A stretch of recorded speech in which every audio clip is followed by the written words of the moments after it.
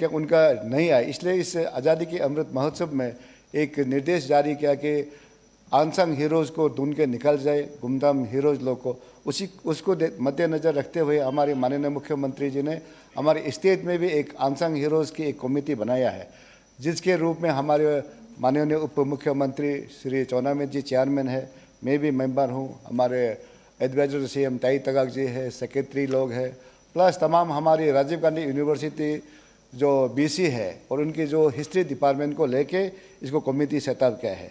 इस कमेटी के तहत इस कमेटी में फिर दोबारा सर चार सब कमेटी बनाया गया है, जिस तरह से रिसर्च सब कमेटी ए करके जो तवांग और वेस्ट कामेंग डिस्ट्रिक्ट को देखने के लिए एक 3-4 प्रोफेसर के अंदर प्रोफेसर श्याम नारायण सिंह के अंदर में और तवांग एंड वेस्ट कामेंग को, और रिसर्च सब कमेटी बी जो ईस्ट कामेंग, पके केसंग, पपुमपारे, लोअर सुबनसिरी, कामले, करादादी, कुरुंगमी डिस्ट्रिक्ट को देखने के लिए एक कोऑर्डिनेटर बनाया professor Tanna Soren, department of history, और उनके साथ और भी हिस्ट्री डिपार्टमेंट के प्रोफेसर लगा दिया है। और सब कमेटी सी में Lepa Rada, west Siang, Siang, upper Siang, lower Siang, east Siang, Dambuk sub division of lower Dibang valley and Namsai district के लिए, इसके लिए अंडर द लीडरशिप प्रोफेसर आसान रिद्धि के अंदर में उसकी कमेटी था। और एक दूसरा 4th कमेटी था, sub committee D lower Dibang valley, Dibang valley, Lohit, Anjaw, Tirap, Changlang, Longding district को, उसके अंदर में जो इंचार्ज था professor SK Chaudhary, head and department of anthropologist Arunachal university, plus उसके साथ तमाम 3-4 प्रोफेसर को लगा के। और इसके साथ तहत ये बहुत सा जगह पे वर्कशॉप किया गया, रिसर्च किया गया, टूर किया गया, CBO के साथ इंटरेक्ट किया गया है, लोगों के साथ इंटरेक्ट किया गया, और उसके बाद जितना भी आपके स्कॉलर्स है, ये इंटेलेक्चुअल है, उन लोगों के साथ जहाँ जहाँ हैपनिंग हुआ उसके साथ इंटरेक्ट करके, वर्कशॉप करके, जैसे आपका राजीव गांधी यूनिवर्सिटी में कैंपस में, पासीघाट में, दाम्बुक में, नामसाई में, लोंगडी में, हर तरह में सर चर्चा किया गया है करके जो अभी जो, और ये जो कमेटी है हर जगह पे गया है, नेशनल आर्काइव्स ऑफ इंडिया में गया है रिपोर्ट देखने के लिए, अरुणाचल प्रदेश स्टेट आर्काइव में गया है, असम स्टेट आर्काइव्स में गया है, Asiatic society and national library Kolkata में गया है, ब्रिटिश लाइब्रेरी लंदन में गया है, नेशनल आर्काइव लंदन में गया है, रॉयल जियोग्राफिकल सोसाइटी लंदन में गया है। जो भी हमारी जो टीम है, सब जहाँ में जितना भी डॉक्यूमेंट हमको मिलना है कलेक्शन किया है, और इसकी कलेक्शन करते हुए जो आज तक जो रिपोर्ट आया है उसमें हीरोज़, अनसंग हीरोज़ 18 पाया गया है, और मार्टियर्स 76 लोगों को मिला गया है, और फ्रीडम फाइटर 128 लोगों को मिला गया है। इसमें टोटल 222 लोगों को इसकी जो अनसंग हीरोज़ में इसमें किया है, इसमें कैबिनेट भी अप्रूव किया है। अब हमारे सप्लीमेंट्री जो पूछा है कि हमारे माननीय कि ये क्या यही ख़त्म है क्या? यही ख़त्म नहीं है। ये अभी जो जिस ढंग से अभी एंग्लो नोक्ते 18 नवंबर 1842 की जो वार जो बता रहा है, तो हमारे जो अनसंग हीरोज़ कमेटी अभी भी अलाइव है, अनसंग हीरोज़ कमेटी अभी भी एक्सटेंशन में है और भी रिसर्च कर रहे हैं। उसमें अगर डॉक्यूमेंट डाटा कुछ है तो हमें रिपोर्ट के साथ, आर्काइव का रिपोर्ट के साथ, कोई डॉक्यूमेंट्री एविडेंस के साथ हमारे रिसर्च डिपार्टमेंट को दीजिए, हम रिसर्च करेंगे, उसमें और इनकॉर्पोरेट करेंगे, और हमारा अनसंग हीरोज़ को हम इसमें और लेके आएंगे। और हम लोग, हमारे माननीय मुख्यमंत्री पेमा खांडू सरकार चाहता है कि ये जो अनसंग हीरोज़ अरुणाचल के हैं उसको पाठ्यक्रम में भी, हमारे स्कूल में भी लेके आना चाहिए, ताकि हम जो अरुणाचल में जो भी, चाहे वो फ्रीडम फाइटर हो या दीपा को हो, कांग्रेस का टाइम का हो, या एंग्लो अका वार का हो, या हमारी ये आमतौला कॉन्फ्लिक्ट 1873 का हो, या लंगफा ताजा मेरी मिशंस 1911 to 1912 का हो, या दीपा कांग्रेस मूवमेंट हो, या एंग्लो ताई खामते वार 1839 का हो, या एंग्लो आदि वार तो 3-4 बार हुआ है उसमें। उसके साथ में आपको attempted to colonial subjugation of Wangchulo का जो होगा, मिसिमी रेसिस्टेंट वाला है, एंग्लो सिंगपो वार 1828, 1830, 1843, जितना भी हमें डॉक्यूमेंट डाटा जो मिला है, आर्काइव से मिला है, उसको लेके इसके साथ अनसंग हीरोज़ के अपना हमने बुकलेट बनाए हैं। इसलिए जो अभी अगर हमें कोई रिपोर्ट देता है हम उसको सर स्वागत करते हैं।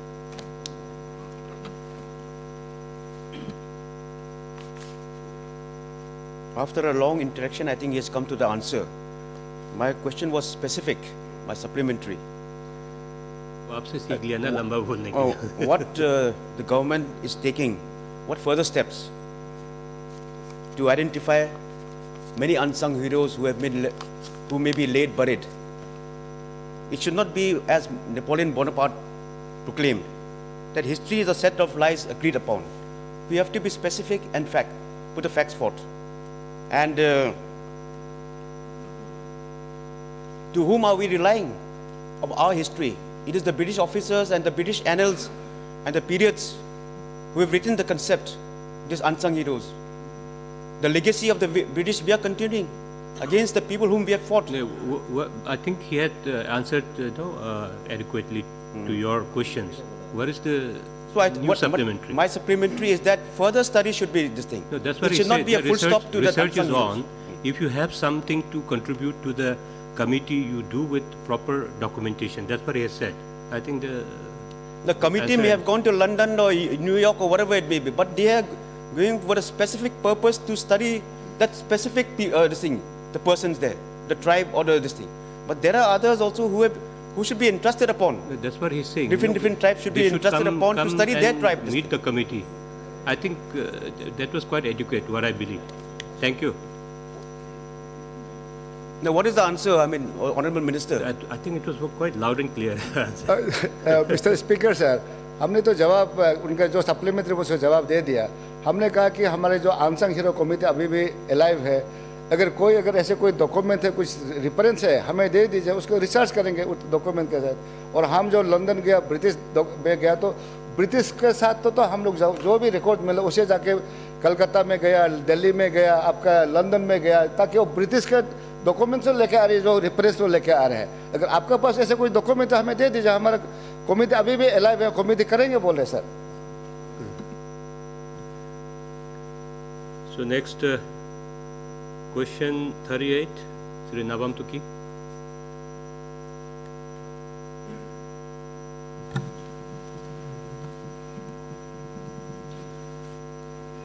Is there question number 38? ये मेरा सेम इशू में प्राइमरी हेल्थ सेंटर में एनईसी का फंडिंग था 2012 में 11-12। तो ये मेरा थर्ड क्वेश्चन है और उससे आगे और नहीं पूछेगा। ये दिस माय लास्ट क्वेश्चन मंत्री जी से ये जवाब चाहता हूँ कि ये हॉस्पिटल मंत्री जी चैन का सांस लेगा अभी। वहाँ में परंग में प्राइमरी हेल्थ सेंटर जो 90% कंप्लीट है, 10% बाकी है, अभी 4-5-6 साल से वो पेंडिंग है। उसको कंप्लीट करेगा कि नहीं करेगा, या परंग में हॉस्पिटल प्राइमरी हेल्थ सेंटर खुला हुआ है, अप्रूव है, वो उसको चालू करेगा कि नहीं करेगा, बस इतना ही, उससे ऊपर नहीं पूछेगा। ये तुकी साहब का लास्ट क्वेश्चन है, इसलिए आपको भी जवाब लास्ट होना है आपका। Thank you sir. Honourable speaker sir, ये एक्चुअली 2011 का नेक्स्ट सेंक्शन किया है। ये 300 बेडेड हॉस्पिटल था, 30 बेडेड हॉस्पिटल था।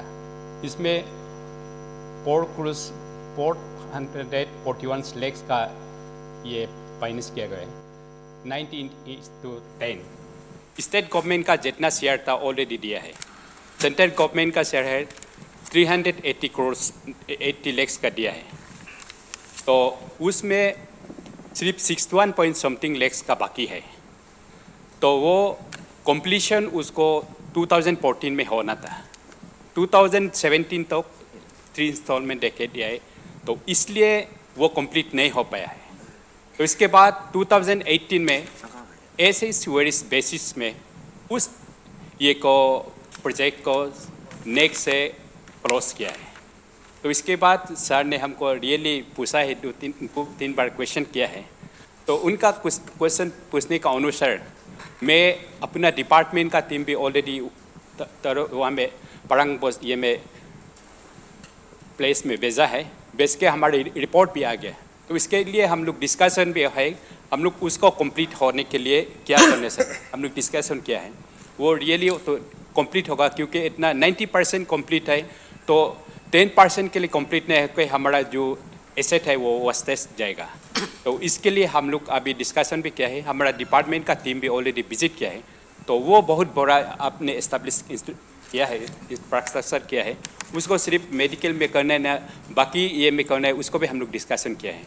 तो इसलिए सर आपको इसका बात आप भी पूछने का मौका भी हम लोग भी शायद नहीं देगा होगा।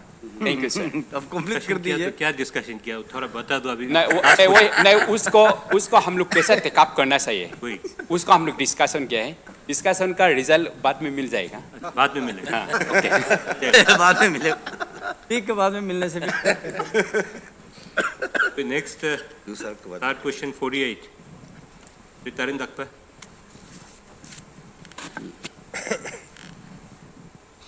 My question 48 number is that whether the government is planning for augmentation or improvement and reconductoring of existing 33 kV line from Zero to Upper Kamle via Raga.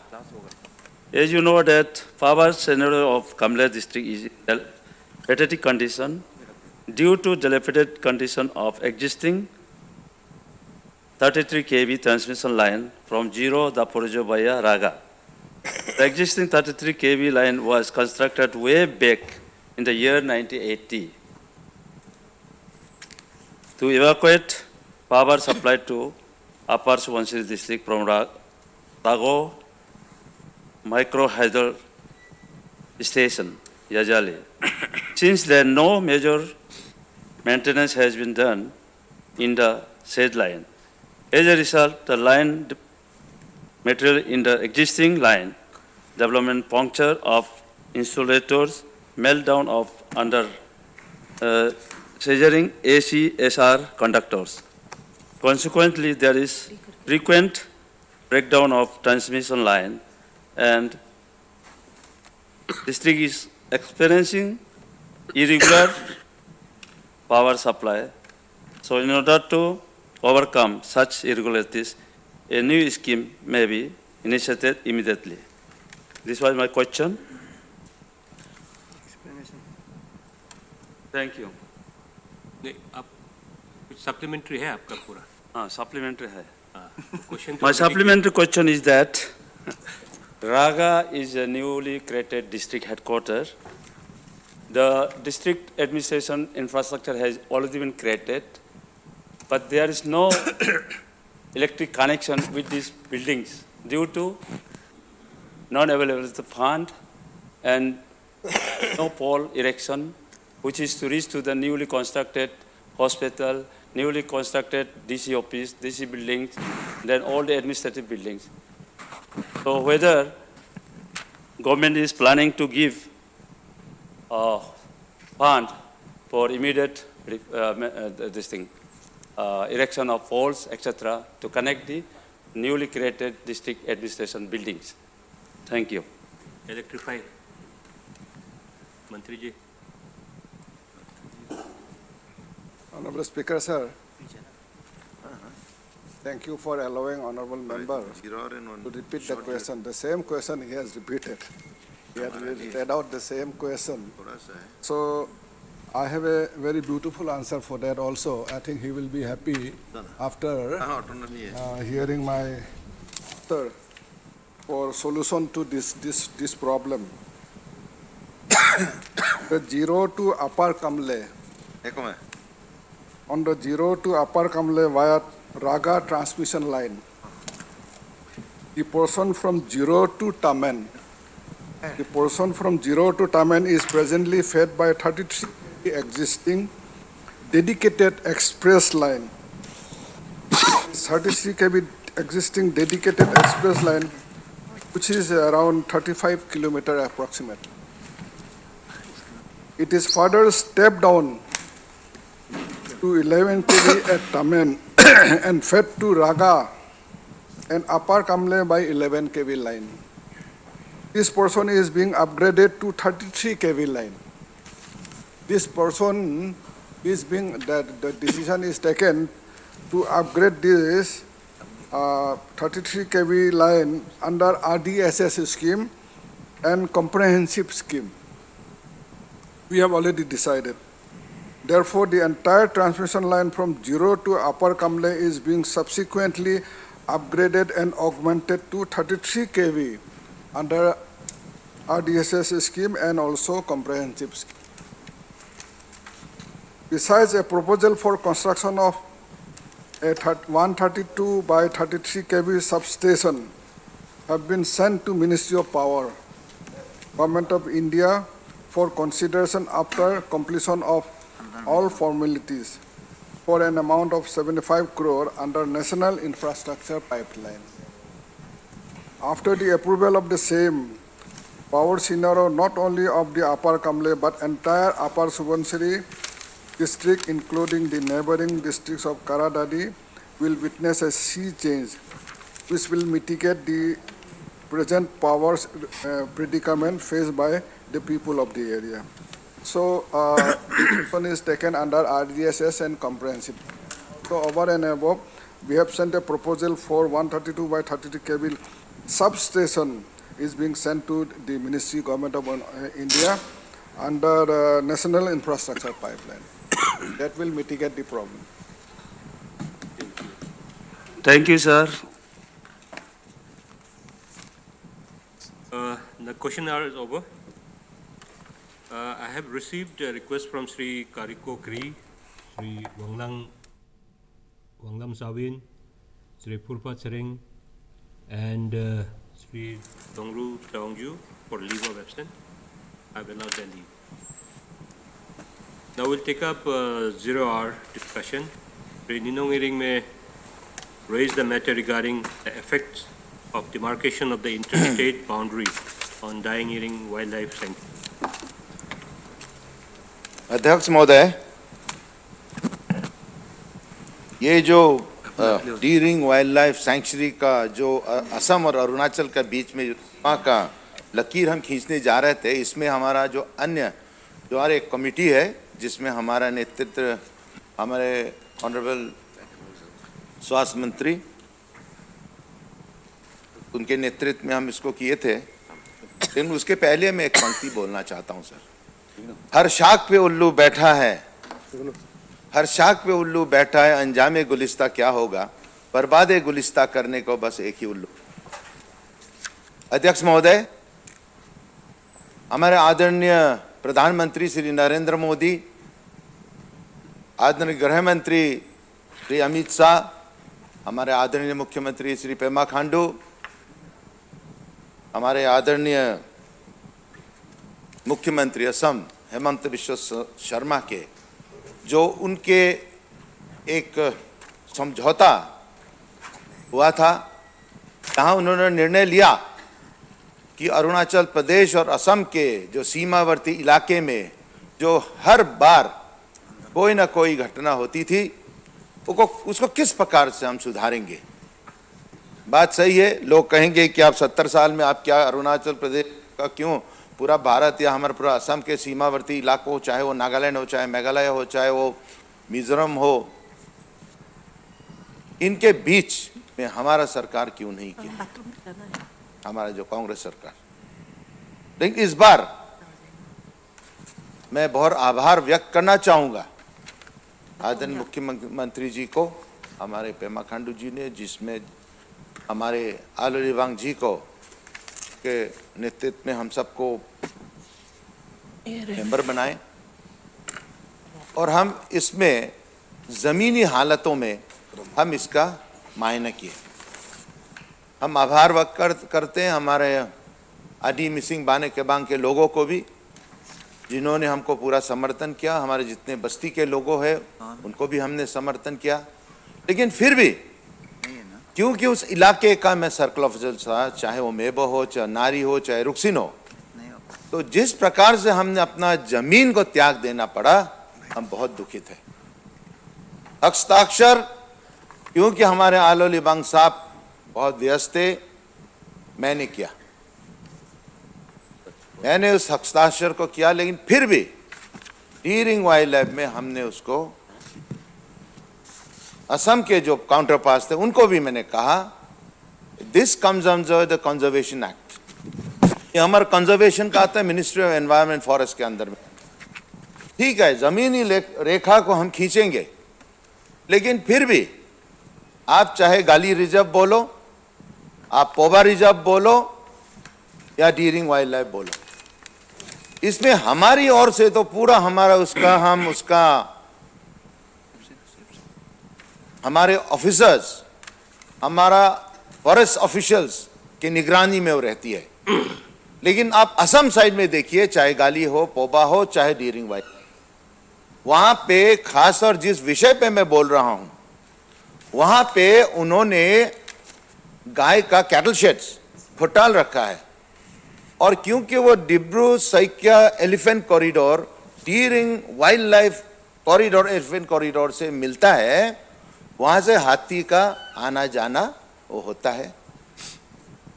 और खासतौर वहां जो पशु है बहुत, जो अभी लुप्त होने जा रहे हैं, जैसे द बंगाल फ्लोरिकन, वो गेंडा थे, गेंडा वो लुप्त हो गए, तेंदुआ है, शेर थे,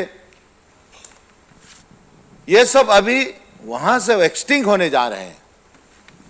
और अगर वहां हम अपना खटाल लगाएंगे, जो असम सरकार की जो उनका जो पेश की है, उन्होंने कहा कि वहां खटाल है, तो हमने उस समय भी मैंने उसको खिलाफ किया। मैंने कहा कि नहीं, ये एक डिमार्केटेड एरिया है, ये डिमार्केटेड एरिया जो हमने पहले से डीरिंग वाइल्ड लाइफ, उस समय डीरिंग वाइल्ड लाइफ नहीं था, वो कम से कम 40-50 साल उसको लाली वाइल्ड लाइफ सेंचुरी से उसको जाना जानता था। तो वहां पे एक डिमार्केशन ऑलरेडी है, और ये एक द्वीप है। It is not connected to the mainland, it is complete an island. तो उस आइलैंड में उनको खटाल रखने का कोई जरूरी नहीं। उपाध्यक्ष जी, वहां एक आना जाना हाथी का एक कॉरिडोर, तो उसमें वो क्यों उसको वाइल्ड लाइफ सेंचुरी को बर्बाद करने जा रहा है, हमको समझ नहीं आ रहा। ठीक है, अगर जब आप कहेंगे कि ये जमीन जो है असम का ना अरुणाचल का है, ये हम पशु पक्षियों के लिए हमने इसको रखा है। जैसे मैंने कहा कि जो बंगाल फ्लोरिकन है, ये सिर्फ डीरिंग वाइल्ड लाइफ सेंचुरी में इसको पाया जाता है, और वर्ल्ड में अभी सिर्फ 700-800 बर्ड्स है। तो हम जो डोडो, जो एक चिड़िया होती थी मॉरिशस में, तो वैसा वो लुप्त हो जाएगा। तो हम चाहते हैं कि डीरिंग वाइल्ड लाइफ को उसको कायम रखना है। लेकिन डीरिंग वाइल्ड लाइफ के जब आप कहानी आप जाते हैं, तो मैं फिर उसमें दौड़ाऊंगा पंक्तियों पे सर। शाक जो होता है वो टहनी होती है, उल्लू होते हैं वो ज्ञानी लोग हैं। उल्लू का उसका एक अलग लिटरेरी आप नहीं बोलेंगे, but if you take it in other way you will say that owls are the most intelligent creatures on earth. तो ज्ञानी लोग, लेकिन इन इतना शाकों में सब उल्लू बैठे हैं, और लेकिन इस गुलिस्तान को, इस संसार को, इस एरिया को, इस जो प्रजातंत्र को बिगाड़ने के लिए बस एक ही उल्लू का। उपाध्यक्ष जी, हमारे जो हम अभी सीमावर्ती इलाके में हमने एक समझौता किया है ताकि यहां शांति हो, जहां यहां विकास हो, यहां के लोगों आपस में मिल के रहें, इसलिए हमने किया था। लेकिन एट व्हाट कॉस्ट?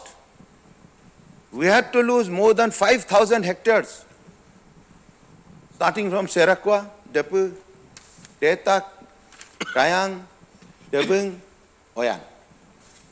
क्यों ऐसा हुआ? मैं एक उदाहरण देता हूं। हम अपने जो कमिटी हमका टूर कर रहा था उस एरिया का, उसमें ऑफिसर्स भी थे, हमारे बीच में भी यहाँ ऑफिसर्स बैठे हुए जो हमारे साथ गए थे। वहां के जो स्थानीय विधायक वो कहते हैं कि भाई ये जो जमीन है ये तो असम का है। तो हमने बोला कैसा असम का हो सकता है, आप हमको प्रूफ कीजिए। मैं 1981 जब आपका जन्म ही नहीं हुआ तब तक मैं सर्कल ऑफिसर हूं यहाँ, मैं इस एरिया को पूरा जानता हूं।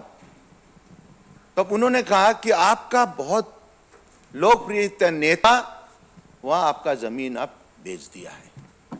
तो उन्होंने जमीन बेच दिया, तब भी तो अरुणाचल का है ना, वो बेचा होगा, आपका असम के लोगों को भाईचारा में बेचा होगा। लेकिन उसका यह मतलब नहीं कि जो हमारा अरुणाचल का मट्टी है वो असम में जाएगा। तो उन्होंने कहा कि नहीं, ये हम इसको रेवेन्यू लैंड में ऑलरेडी हम लोग लिखित रूप से हम लोग ऑलरेडी इसको एंटर कर चुका है। तो जहां अभी जो D earring wild life sanctuary का जो कैंप है, जहां ऑफिस है, वहां से कम 3 किलोमीटर आगे उन्होंने लकीर खींचने लग गया। तब मैं उसको विरोध किया, मैंने कहा इससे ऐसा नहीं होगा। लेकिन तीनों जो हमारे पार्टीज एक समझौता किया कि नहीं, इसमें अभी निर्णायक रूप से एक इतिहास हम बनाने जा रहे हैं, इसका बाउंड्री होना चाहिए। तो आप देखिए सर, उस अन्य इलाके में सीधा है, लेकिन जैसे हमने कहा कि ओयान जैसे एक एरिया है, वहां एक सांप जैसा हो हमारा बाउंड्री होगा। और हमको ऐसा मंजूरी होना पड़ा कि वहां के स्थानीय लोग ने कहा कि हम अपना जमीन नहीं देगा, और असम वाले बोलते हैं हम अपना जमीन। तो एक सांप जैसा वो बाउंड्री हो गई। लेकिन क्यों? जब उन्होंने कहा कि हम अपना डीरिंग वाइल्ड लाइफ सेंचुरी का ऑफिस हमारा अरुणाचल प्रदेश में नहीं, या आपने बेच चुका है, हमने उसके खिलाफ किया और हम उसमें स्टैंडिंग किया। हमारे आदरणीय मंत्री जी श्री आलो लिबांग भी जो हमारे उसके चेयरमैन थे, अध्यक्षता में हम किए थे। तो उसमें डायरेक्ट हमने कहा कि नहीं, ये नहीं होगा, हम इसको एक्सेप्ट नहीं करेंगे। तो उसी कारण उसको सांप जैसा उसे बनाना पड़ा।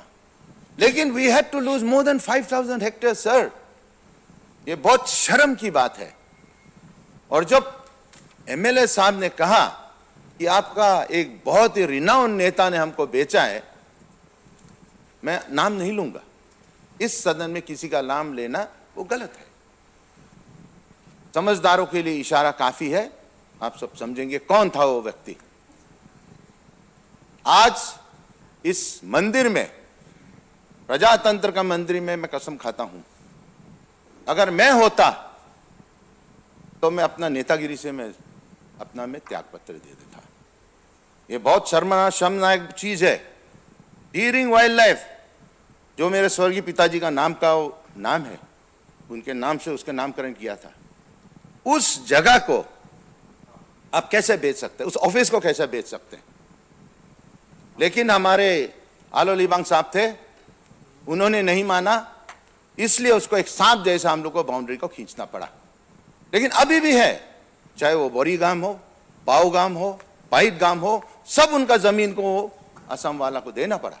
एक हमारा सुपरिटेंडिंग इंजीनियर जो अभी जस्ट रिसेंटली रिटायर हुआ है, उनका जमीन को असम वाले ने लिया, और उन्होंने भी एक्सेप्ट करना पड़ा कि ठीक है, मैं उस जमीन को मैं देता हूं, लेकिन I will get it registered in Assam. Why in Assam? It should have been in Arunachal. तब मैं कहता हूं सर, एक ज्ञानी के कारण से ये पूरा गुलिस्तान को बर्बाद कर दिया। मैं कहता हूं सर, मेरा आखिरी सांस तक मैं देश के लिए सेवा करूंगा, इस राज्य के लिए सेवा करूंगा, मेरी जनता के लिए सेवा करूंगा। लेकिन ऐसा हरकत में कभी नहीं करता। लेकिन फिर भी शायद हमारे जवाब हमारे आदरणीय वन मंत्री हमको देंगे। लेकिन उस पे भी मैं कहता हूं, चाहे आपका कोटगा घाट वाला जो इश्यू हो, चाहे वो एलिफेंट कॉरिडोर वाला इश्यू हो, मैं आपसे भी मैं रिक्वेस्ट करता हूं सर, आपको अनुरोध करता हूं कि इस पे आप स्टैंड रहिए। हमारा आलो लिबांग है stand right to the end. हम भी रिक्वेस्ट करेंगे कि आप स्टैंड रहिए, और जो अरुणाचल प्रदेश का जो डीरिंग वाइल्ड लाइफ का जो टेरिटोरियल बाउंड्री है, जो उन्होंने ऑलरेडी एक डिमार्केशन करके रखा है, क्योंकि इसमें ना हमारा हाथ होगा ना असम का हाथ होगा, इसमें एनवायरनमेंट फॉरेस्ट का ही हाथ होगा।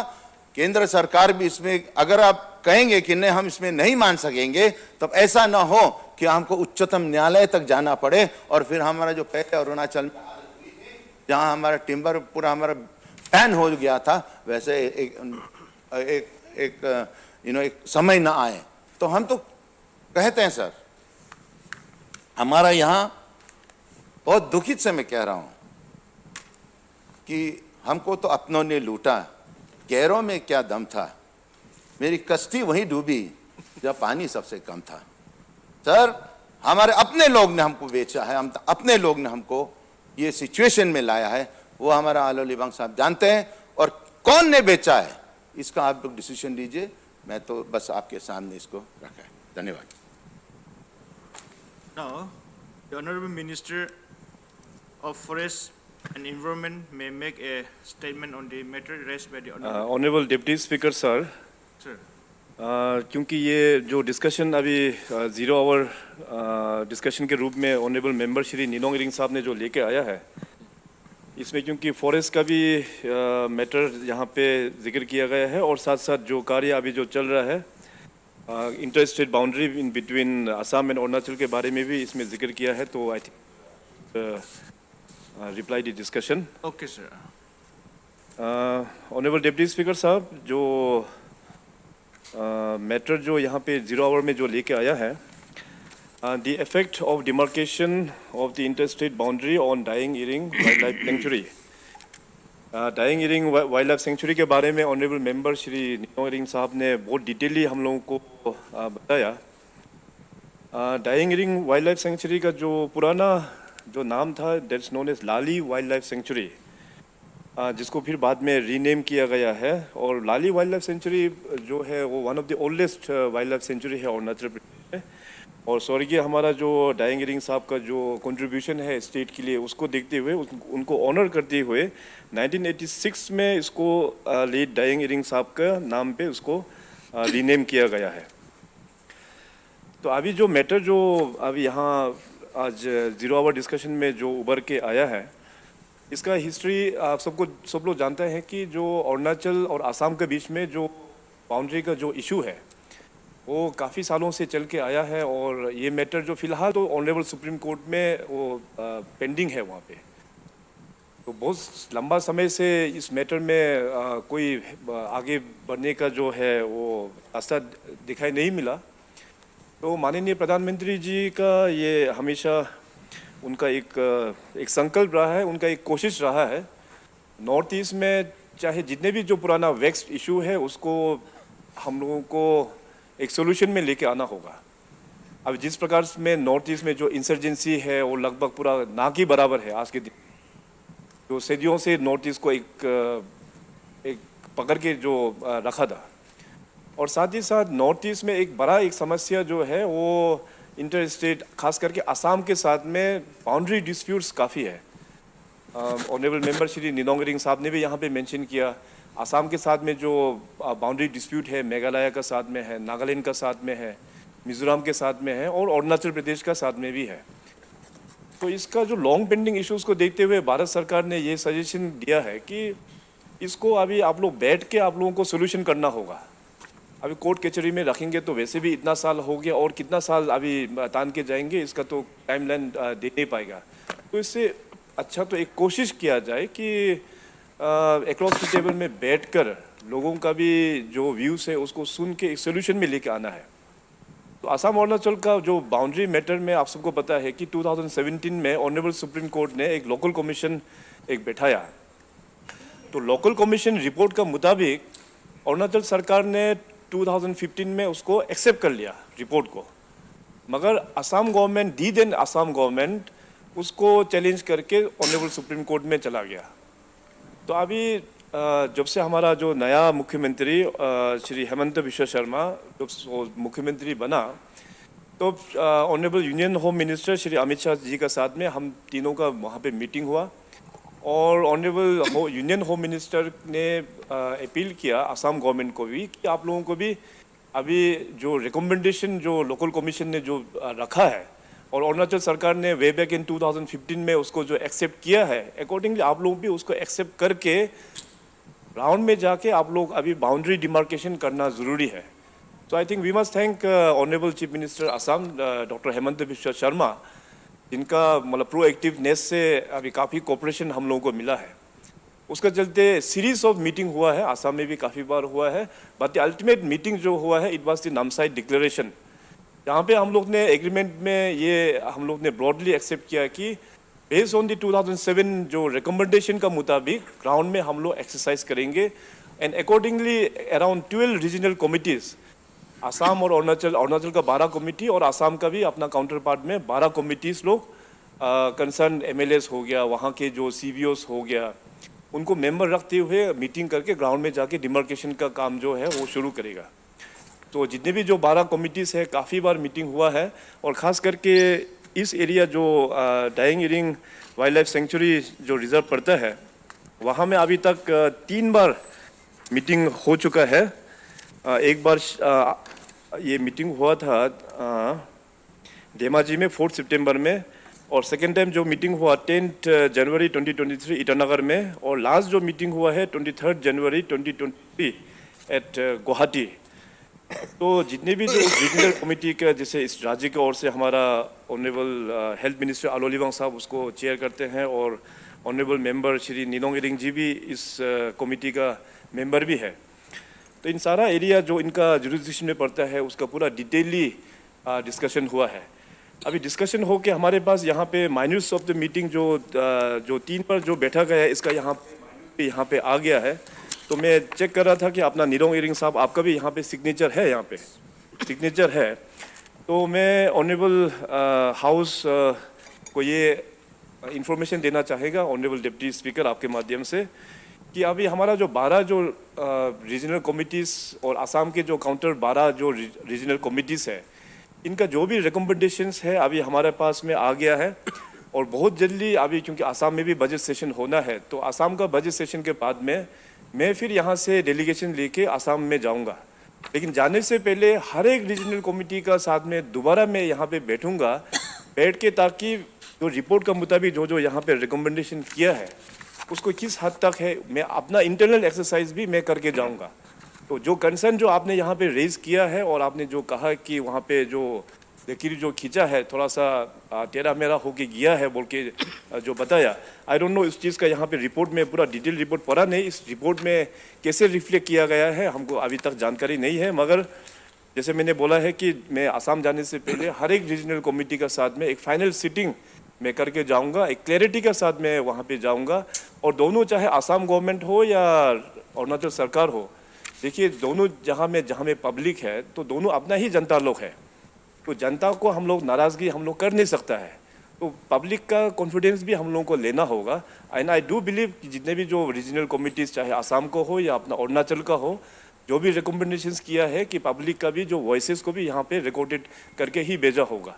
So through you honourable deputy speaker साहब, मैं आश्वासन देता हूँ ऑनरेबल मेंबर निनोंग इरिंग जी को कि मैं जाने से पहले इसका भी जो रीजनल कमेटी के साथ में बैठक करके पूरा चीज़ों को क्लियर कट समझ के ही मैं यहाँ से ये आसाम उस मैटर को हम लेके जाएंगे। Thank you. Next, we will proceed to agenda item number 3, short duration discussion. Sri Gabriel Denong Wangsuji may make a short statement on the matter regarding the land, soil and water conservation activity in Arunachal Pradesh. Thank you, Honorable Deputy Speaker, sir. In fact, we all know that the land, air and water are 3 very, very important components for sustenance of life on this earth. And then the land and water resources, as we all know, are under tremendous pressure from various quarters, especially in present times, and when we especially talk about climate change and global warming. On one hand, while there are growing pressures to enhance food production, and on the other hand, there is also equivalent requirement for conserving and managing land and water resources. There is a depletion of land resources due to various regions, and then the need to meet the ever-increasing demand for food, fiber, besides other needs of housing, industries, and roads, which is also contributing largely to the depletion of the land resources. And in fact, return on investments in rural areas, particularly on land-based activities, has decreased. Growing urbanization demands more lands, which ultimately has led to conversion of productive, I repeat, sir, conversion of productive agricultural land for non-agricultural purposes. Our state predominantly a forest coverage state, where around 79.63% is area, and that is as per the State Forest Report of 2019, is under forest coverage, and about 4% of the area is under agriculture and wasteland area. and this I quote from this thing, National Natural Resources Census of 2008. The area under agricultural use is limited and the climate change is putting additional stress on temperature and monsoon in the region, which ultimately leads to low agricultural productivity, excessive precipitation, floods in low-lying areas, soil erosion, landslide, etc.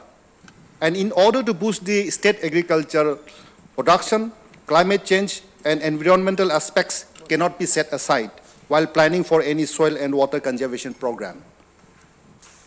The only scenario, Honorable Deputy Speaker, sir, is in which the available land can be utilized to meet the demands is when these resources are conserved, developed and managed in a very scientific manner to avoid further depletion, and this requires a synthesis between water, land and human resources. As we all know, these are all interrelated. The state is having 21,54,000 hectares degraded and wasteland under different category, which is 2.63% of the total geographical area of the state. It is believed that any land-based developmental measures would be meaningless unless appropriate mechanism for conservation of soil and water is not ensured. Hence, the proposed location-specific diversification would only be sustained through appropriate soil and water conservation works to check rampant water runoff, prevent loss of fertile soil, arrest premature siltation, check land degradation, rejuvenate the drying catchments, and enhance land capabilities in the state. Honorable Deputy Speaker, sir, I wish to quote a study by Dr. Ashish Pandey. Ashish Pandey, who is the Associate Professor of Department of WRD and IIT Roorkee on soil erosion modeling using remote sensing and GIS, which has revealed that in Arunachal Pradesh about 669.35 million tons of soil is eroded annually with an average rate of 90.9 tons per hectare per year, which is causing serious threat to soil resources. Most of the areas are affected with jhum cultivation, riparian erosion, and unscientific use of land resources. Loss of soil nutrients, especially due to erosion, is very, very concerning factors for soil and its productivity, which ultimately is causing significant impact on food security. Altogether, we all know that altogether the state is already having around 6 major river basins, 36 sub-basins and 46 catchments, and numerous rivers originate from these basins and transport silts and deposit in Brahmaputra basin. And this not only encourages change in river courses, but also causing serious damages to the productive agricultural lands in Arunachal Pradesh as well as in adjoining state of Assam. And this devastation can be prevented by adopting appropriate protective conservation measures. And then the report on recent report on this thing, degraded and wastelands of India, that is 2020 by ICAR, Indian Council of Agricultural Research, shows that the state is having 17,69,000 hectares area, which is under acidic soil condition and remains. This has so far remained unnoticed, and which is also a primary concern in Arunachal Pradesh. A proper study is therefore needed to access the ground report, which can only be done through proper soil survey and laboratory testing, and thereby suggest appropriate land use practices.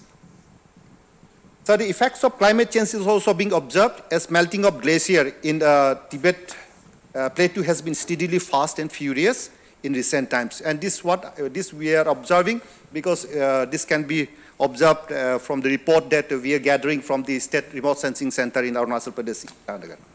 And then water scarcity is also a growing problem in our state, as many districts today are facing acute shortage of potable drinking water, as these water sources are drying up, and there is changes in land use pattern are predominantly visible today in Arunachal Pradesh. This situation is also noticed in most parts of the state where excessive exploitation of land and water resources in the wake of development and growth, which is leading us to serious problem in coming time. And this I'm saying because in Arunachal Pradesh, what we have observed today is that the tribal communities, they own the land and all the water sources. And then tribal communities normally used to have, identify each rivers, rivulets, and streams by names. And we are losing those names because we are losing the water resources. And credible planning and water and resource management to tackle and mitigate these adverse effects of unscientific land use practices and climate change should be the primary concern for any government. However, this particularly considering the vast geographical area of this state, adequate investment on integrated natural resources management, especially on land, water, and vegetation, should have been the common consensus of a welfare state. The seasonal overall decline in the springs affect both domestic water availability as well as agricultural use in remote areas of Arunachal Pradesh. And adequate vegetative measures using soil and water conservation means is permissible for revival of these springs for groundwater availability. Best practices like Vikas Dhara creating water security through spring set development in Sikkim may also be considered, especially in Arunachal Pradesh, as a model to address water scarcity problem in vulnerable districts of the state. This could also have significant impact on crop productivity in the isolated and remote areas. The soil and water conservation activities and technological interventions are getting wider acceptance throughout the country. And now the majority of the programs are being planned in consideration with the existing land use pattern, land capability class, agroclimatic conditions to ensure effective conservation of soil, water, and vegetation and socio-economic development. And therefore, the vast land resources of the state demands highest attention to attain self-sustenance and self-reliance in terms of state agricultural growth, industries, roads and communications, irrigation, water budgeting, which is impossible without a definite long-term plan. And therefore, Honorable Deputy Speaker, sir, to address this long-term debated subject, especially this thing, land resources, that's soil and water, a holistic approach for an institutional framework, I repeat here, an institutional framework needs to be developed in consultation with the departments, with the state government and other land user departments, so that factors like conservation, management and development, which is being jeopardized due to existing land use practices, especially this unscientific and unplanned manner, should be definitely be prioritized. Without appropriate planning, harnessing of these resources would be crucial in the long-term perspective. As a viable solution, government should come out with a concrete blueprint, especially with relation to land utilization policy and water conservation plan, which most of the states have already done. Right. And failing which there would be serious consequences in terms of depletion of water level, severe soil and water erosion, soil pH, deforestation, loss of productive soil and productivity, etc. So since the soil and water conservation in Arunachal Pradesh are now being clubbed under our Rural Works Department, and the activities of this important sector has failed to produce any substantial output, thereby striving to make its sustenance. And I'm talking here is with regard to the soil and water conservation unit. There's a unit in Arunachal Pradesh. There's under one director, which is taking care of this, especially this soil and water conservation initiatives in Arunachal Pradesh, that has failed to produce any substantial output, thereby striving to make its existence in state budget provisions as well. Elsewhere, majority of the program plannings was carried out in accordance with the engineering methodology, undermining the basic principle of soil and water conservation. Primarily, these activities are confined to land protection and land development works through engineering plannings, benefiting just only individuals, not keeping in view the common interest of the state or the people of Arunachal Pradesh. Honorable Speaker, sir, the existing functioning of soil and water conservation under rural development as a subsidiary unit may be looked upon as purely an ad hoc administrative arrangement which won't make any definite impact on long-term plans and policies. Despite having adequate infrastructure, trained and specialized professionals under the soil and water conservation unit, there is lack of coordination among land user departments and administrative complexities that has hindered it from making its presence felt in any policy planning on soil and water conservation at state level. Unlike in other activities of other departments, these soil and water conservation units are overshadowed due to its parent body, that is RWD, which is purely an engineering department, primarily dealing with roads and bridges. And the time has come for us to introspect and explore the possibilities how best to use the vast land resources of this state. This could possibly be done through administrative reforms and strengthening of existing setup at par with other developed states.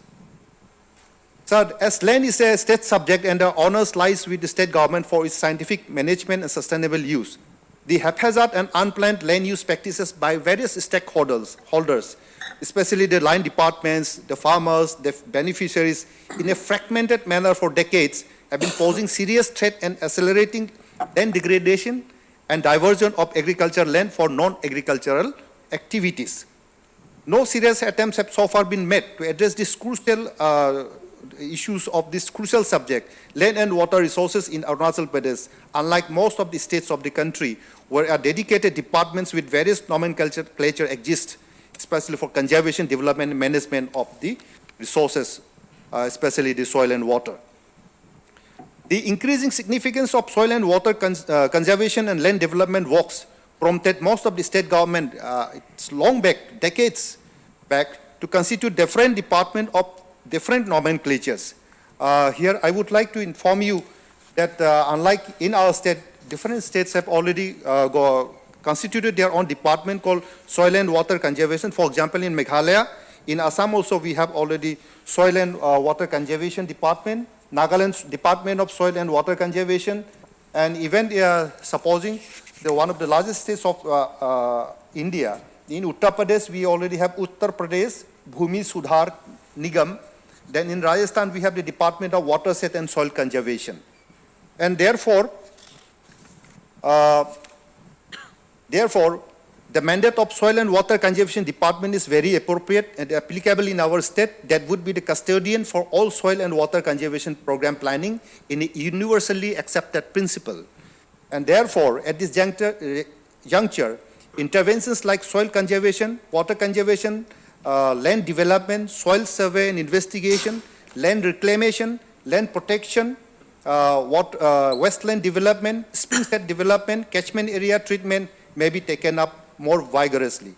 Here I would like to inform this House that we already, even if we already have a department called Soil and Water Conservation, but I would like to make this statement that it's a strange bedfellows. It is very, very paradoxical that we have one department, the Rural Works Department, that is supposed to take care of the road and bridges, you construct the road. But in the same, under the shadow of the same department, you have another unit which talks about conservation. So it's very, it's a strange it's a very strange situations where we are facing a situation where we are finding two strange bedfellows. So this is the situation at this present moment. And therefore, it is very important that we take care of this, especially the land and soil conservation, water and land conservation in Arunachal Pradesh. Otherwise, it's going to be, we are going to confront a very different kind of situations where our own the basic land, water and air cannot be taken care of Arunachal Pradesh, while the entire world is trying to ensure that these three important components are very well taken care of. And therefore, the government may like to intervene accordingly, even to the extent of making the Soil and Water Conservation Directorate more effective as an independent department in the larger interest of this state. Honorable Speaker, sir, after all, we all know that the poor land makes farmers poor, and poor farmers can make a nation poorer. And therefore, I would like to, in this August House, I would like to request that this particular subject need to be taken up very, very seriously, so that the productivity of our soil, productivity of our water resources, the existence of our water, whatever distinct water resources that exist today need to be taken care of so that our food security is, so that we ensure the food security as well as ensure that the air, water and lands are taken the best care of for our future generation. With these few words, I conclude. Thank you. Honorable members who desire to take part in the discussion may do so. Any member? Yeah. Honorable Deputy Speaker, sir, I want to take part in the short duration discussion raised by G.D. Wangsu, the Honorable MLA, regarding the land, soil and water conservation activities in the state of Arunachal Pradesh. Yes, we all are aware of the Arunachal Pradesh having hilly terrains areas and the people are practicing the jhum cultivation. The jhum cultivation lead dries up water bodies. You see especially in the TCL region, maximum people are practicing the jhum cultivation, for which fallen down of trees, clearance of jungles, etc., and burn out. So there is one option that the government of Arunachal Pradesh should encourage the changings of cultivation by encouraging terrace cutting and go for WRC. You see, it is known to the Agos house that Arunachal Pradesh is a practice of inhabitants in the top hilly areas. And the people used to cut down of the jungles and the trees. Therefore, if the government initiate to settle down all the hilly villages to the foothill area will be more encouraging. And the government should initiate for plantation of trees and bananas. Therefore, in this Agos house, I would like to submit that we should bring one resolutions. We should resolve that one man, one tree plantation, one man, one banana plantations in entire 60th Assembly constituency in the coming spring season. That will be the best policies for conservation of water.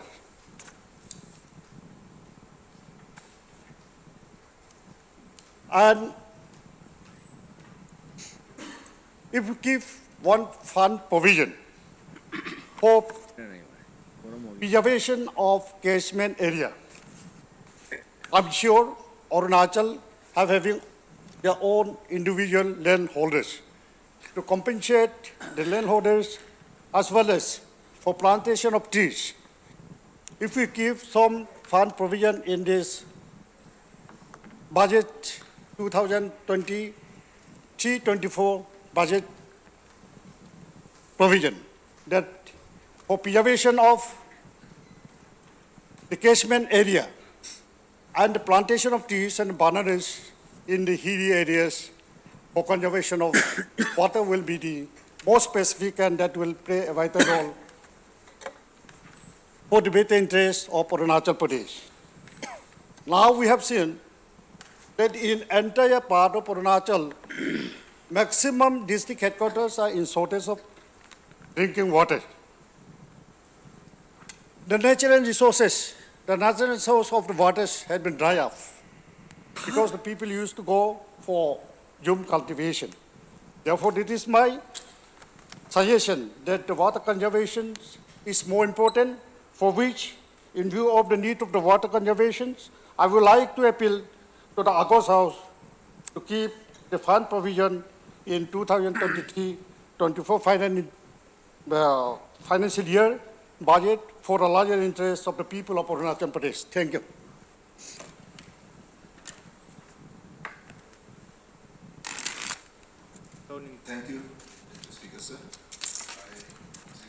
representing 47 Namsa Assembly constituency. Would like to participate in the short duration discussion brought by my colleague, Shri Gabriel Divangshu.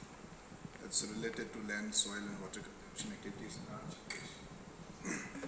So as we all know that my very capable friend has already placed his views in August House.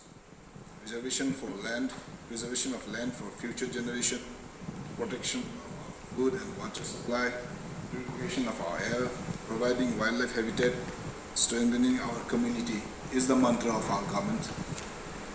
Our Honourable Prime Minister has spoken widely on this subject, and our state government, under the able leadership of our Minister, Shri Pema Khandu Sahab, we recently had a SDG Sustainable Development Goal meeting in Namsai, where the mantra is that protect and restore water-related ecosystem, including mountains, forests, wetlands, rivers, aquifers and lakes, replacement and reduction in use of chemical fertilizer, pesticide by organic fertilizer and pesticide, a step toward declaring Arunachal Pradesh as an organic state by 2020.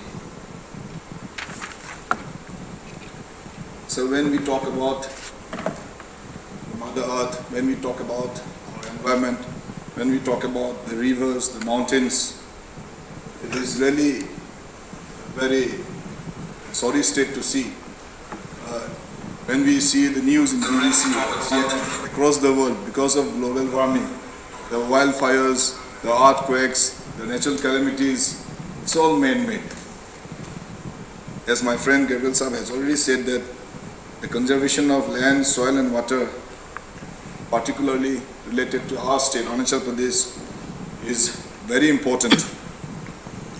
The methods of soil conservation, the methods of land protections are all known to us. Only the thing is that we have to expedite our activities in this regard. Zero, the tourist destination, has done very well. They have done the artificial lake. Recently we have visited. It is a step in this regard. They have conserved water, the groundwater has been conserved, we have seen migratory birds coming there. Afforestation, it is not a new thing to us. Checking overgrazing, it's nothing new to us. Construction dam, it is one step ahead for conservation of land. Changing of our agriculture practice, it's very important. We have to train our farmers, especially where we are going for June cultivation. We should go for terrace cultivation, or we should go for contour cultivation, so that the land, we can conserve the land, we can conserve the soil, the fertility, use of barren lands. Now, the government of Arunachal Pradesh has taken up a very nice economic activity, especially to enhance the income of our farmers by planting oil palm in barren lands. It is a step forward in this sector.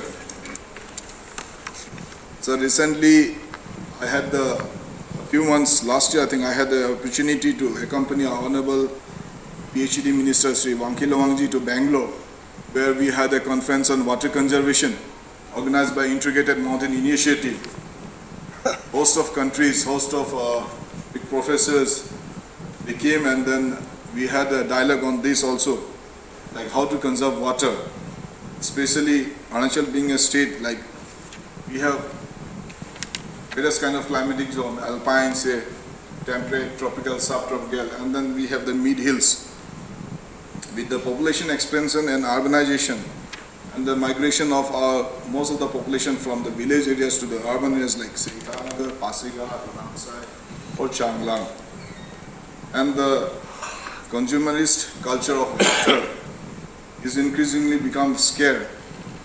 Even in our state, like the water-rich Himalayan state, mountain-focused policies of water security has to be looked into, sir. Drinking water management has to be taken up in a very accelerated manner. And when we talk about the springs state management, my friend has already said that springs are the most important source of water for people in mid-hills. If we talk about Itanagar, emerging evidences shows that increasing drying up of springs, which has caused untold hardship to us. I stay in Vivek Vihar.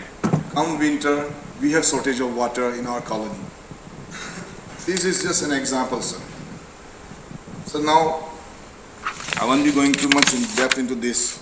Arunachal Pradesh Soil and Water Conservation Act of 1991, Act number 2 of 1992 is already on board. The State Land Use Board is there. The constitution of the Soil and Water Conservation Board and District Soil and Water Conservation Committee is also placed in this act. Now what I feel is that this committee, which are in the district, should be expedited. Activities should be taken up in the district level, in the village level. We should rope in the panchayats. Yes. And then this is one place where we involve the stakeholders in the grassroots level, the panchayats. We have, I just can't recall, we are building lakes in almost every vicinity. Our Prime Minister has given a clarion call that we should conserve water in villages, in towns, in mountains. So I would also like to support this short duration discussion moved by Gabriel Denong, my capable friend, about land, soil and water conservation activities in Arunachal Pradesh. I think it's high time. He said that RWD department is there, the forest department is there. We have to converge, we have to dovetail all the activities so that our land, our soil, our water has been preserved for the next generation, which is our future. With these words, I would like to thank Honorable Chair for giving me the opportunity to participate in this discussion. Thank you. Yes, लीजिए.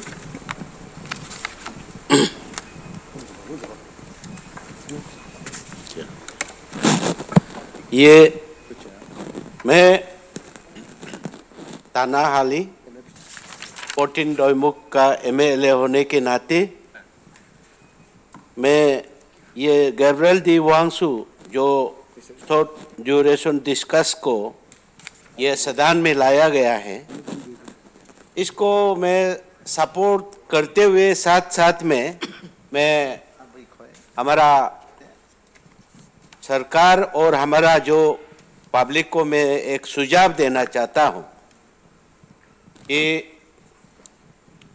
Land, water, air ये एक हम लोग का मनुष्य का जीवन में सबसे एक इम्पोर्टेंट चीज़ है कि भगवान ने हम लोग के लिए दिया गया है, लेकिन इसको भगवान हम लोग को दिया है, लेकिन इसको हम लोग बहुत सा मनुष्यों ने मिसयूज कर रहा है। तो मिसयूज इसलिए जो कर रहा है, इसको जो हमारे जो स्पीकर जो उप अध्यक्ष जी को मेरा यही आपका तरफ से मैं ये सरकार और मेरा जनता को मैं ये बताना चाहता हूँ कि जो ये लैंड एंड और वाटर और सबको हम लोग को जब दिया है, इसको प्रॉपरली यूज होना चाहिए कि हम लोग का जीवन में अकाल आने नहीं देना है।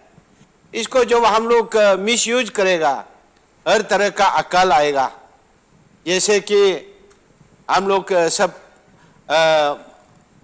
जो वातावरण के पोल्यूशन से हर बीमार के मतलब हम लोग का मनुष्य का जीवन में आता है। जो बीमार आएगा तो हम लोग का इकोनॉमिक डिग्रेडेशन होने के लिए बहुत सा ये चेंजेस है। फॉर एग्जांपल मैं आज इस सदन में और हमारा उप अध्यक्ष की तरफ से मैं ये बताना चाहता हूं कि पर्टिकुलरली हमारे एरिया में एयरपोर्ट है, जो अभी रिसेंटली होलोंगी एयरपोर्ट को आप लोग जो इनॉग्रेशन किया है, तो अभी एयरपोर्ट का ऊपर में हिल लुक है।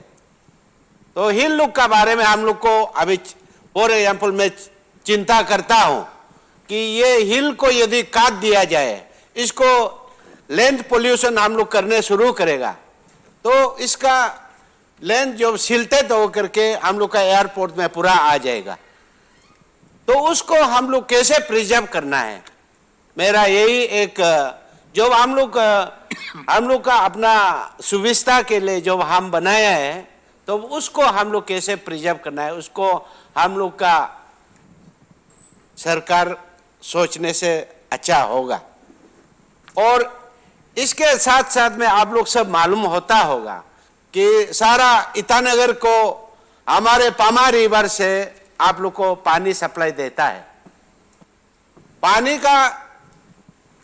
पानी जो सप्लाई देता है कि पामा रिवर को कैसे प्रिजर्व करना है, हम लोग को सोचना है कि एक दिन ऐसे ना हो कि ये सूख जाने से ईटानगर पानी कहाँ से आएगा और उसको ट्रांसपोर्टेशन करने में कितना करोड़ एंड करोड़ रुपया खर्चा होगा।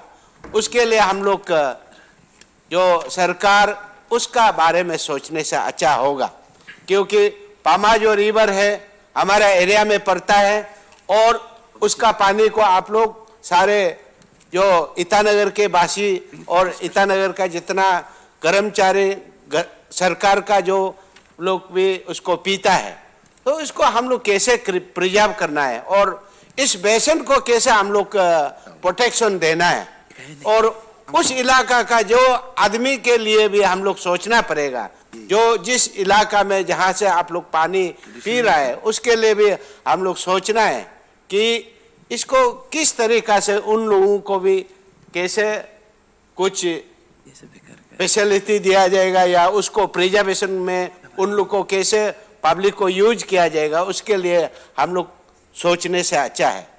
तो इसलिए मैं 2 एग्जाम्पल दे करके जो गैब्रियल डी वांगसू जो शॉर्ट ड्यूरेशन डिस्कस जो लेके आया है, मैं उसके बात को मैं अपना तहे दिल से मैं हमारा जो भी पोर्टिन डोइमुख का जनता की तरफ से और हमारे अपना पर्सनल की तरफ से और मैं सरकार की तरफ से भी मैं उसका साथ समर्पित करता हूं कि उसका जो डिस्कशन को हम लोग बहुत सा सोच करके और इसको हम लोग अच्छा तहे दिल से सोच करके उसको हम लोग देखना है और सारा अरुणाचल को कैसे एनवायरनमेंट को और ग्लोबल वार्म का रिलेटेड में हम लोग कैसे सोचना है, उसका बारे में हम लोग सोच के इसको अच्छा से भाग लेने से अच्छा है। और हम लोग सरकार हमारा सरकार जरूर उसका साथ देगा बोल करके मेरा पूरा का दिल में आशा है। इसी शब्द के साथ में हमारा बात को इधर विराम रखता हूँ। Thank you. Yes. आगे टकी बाकी साहब तो नहीं करना स्टिक का, हाँ मैंने से ये रिप्लाई दे करना, ये कौन देगा? RWD देगा ना, रिप्लाई तो ये देगा ना। हम लोग नहीं बोले, गवर्नमेंट तो नहीं बोल सकते। नहीं हम तो ये देगा देने के लिए नहीं वो नहीं ना। मिनिस्टर कंसर्न में भी If there is no member, then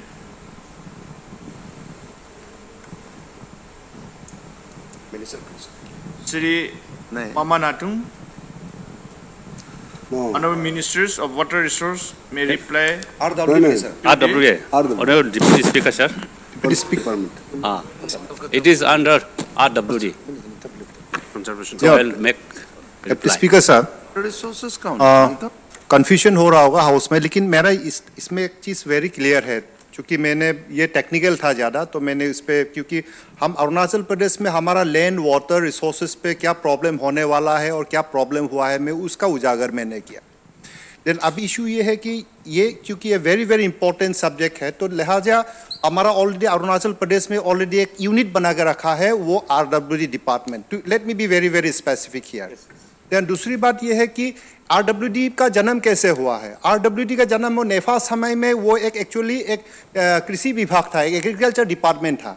उस एग्रीकल्चर डिपार्टमेंट में से इंजीनियरिंग विंग, जो एग्रीकल्चर इंजीनियरिंग विंग को निकाल करके सेपरेट कर दिया। तो agriculture engineering wing over period of time उसका अंदर में ही हमारा ये था आपका soil and water conservation unit, वो एग्रीकल्चर इंजीनियरिंग का अंदर में था। तो उसमें क्या हो गया इन द प्रोसेस कि एग्रीकल्चर इंजीनियरिंग विंग क्या हो गया, वो अभी वो सिविल इंजीनियरिंग डिपार्टमेंट बन गया। तो उसका साथ अभी इसको एक स्ट्रेंज बेड फेलोज जैसा, एक रास्ता कटिंग करता है, दूसरा कंजर्वेशन की बात करता है। तो ये बहुत बड़ा एक सिचुएशन। तो RW डिपार्टमेंट ओवरशेडो कर दिया हमारा जो एक वेरी इंपॉर्टेंट जो यूनिट है soil and water conservation. And therefore, we already have around 125 officers in that particular directorate, so-called unit. So, abhi, why don't we, because this is a very, very serious and very, very important subject, and therefore, my suggestion would be, why don't we, in fact, create an independent department so that that department can effectively take care of the air, water, and land resources of Arunachal Pradesh. And that actually is the main agenda of my raising this important issue. तो इसमें confusion होने का बात नहीं है. So that is why this is what I desire. I desire that our land, our water resources are taken care of in the most effective manner by the professionals, by the specialized professionals of Arunachal Pradesh. So that was my position. Thank you. इसमें nomenclature में थोड़ा problem है क्योंकि यहाँ में mostly we are talking about water and soil conservation and then forest related. फिर यहाँ में RW department, यहाँ में जो response दिया गया था इसमें water resource and forest को minister का ये था. लेकिन anyway, when the Department of Soil Conservation is with RW department, then RW minister may reply on it. Honorable Deputy Speaker, sir.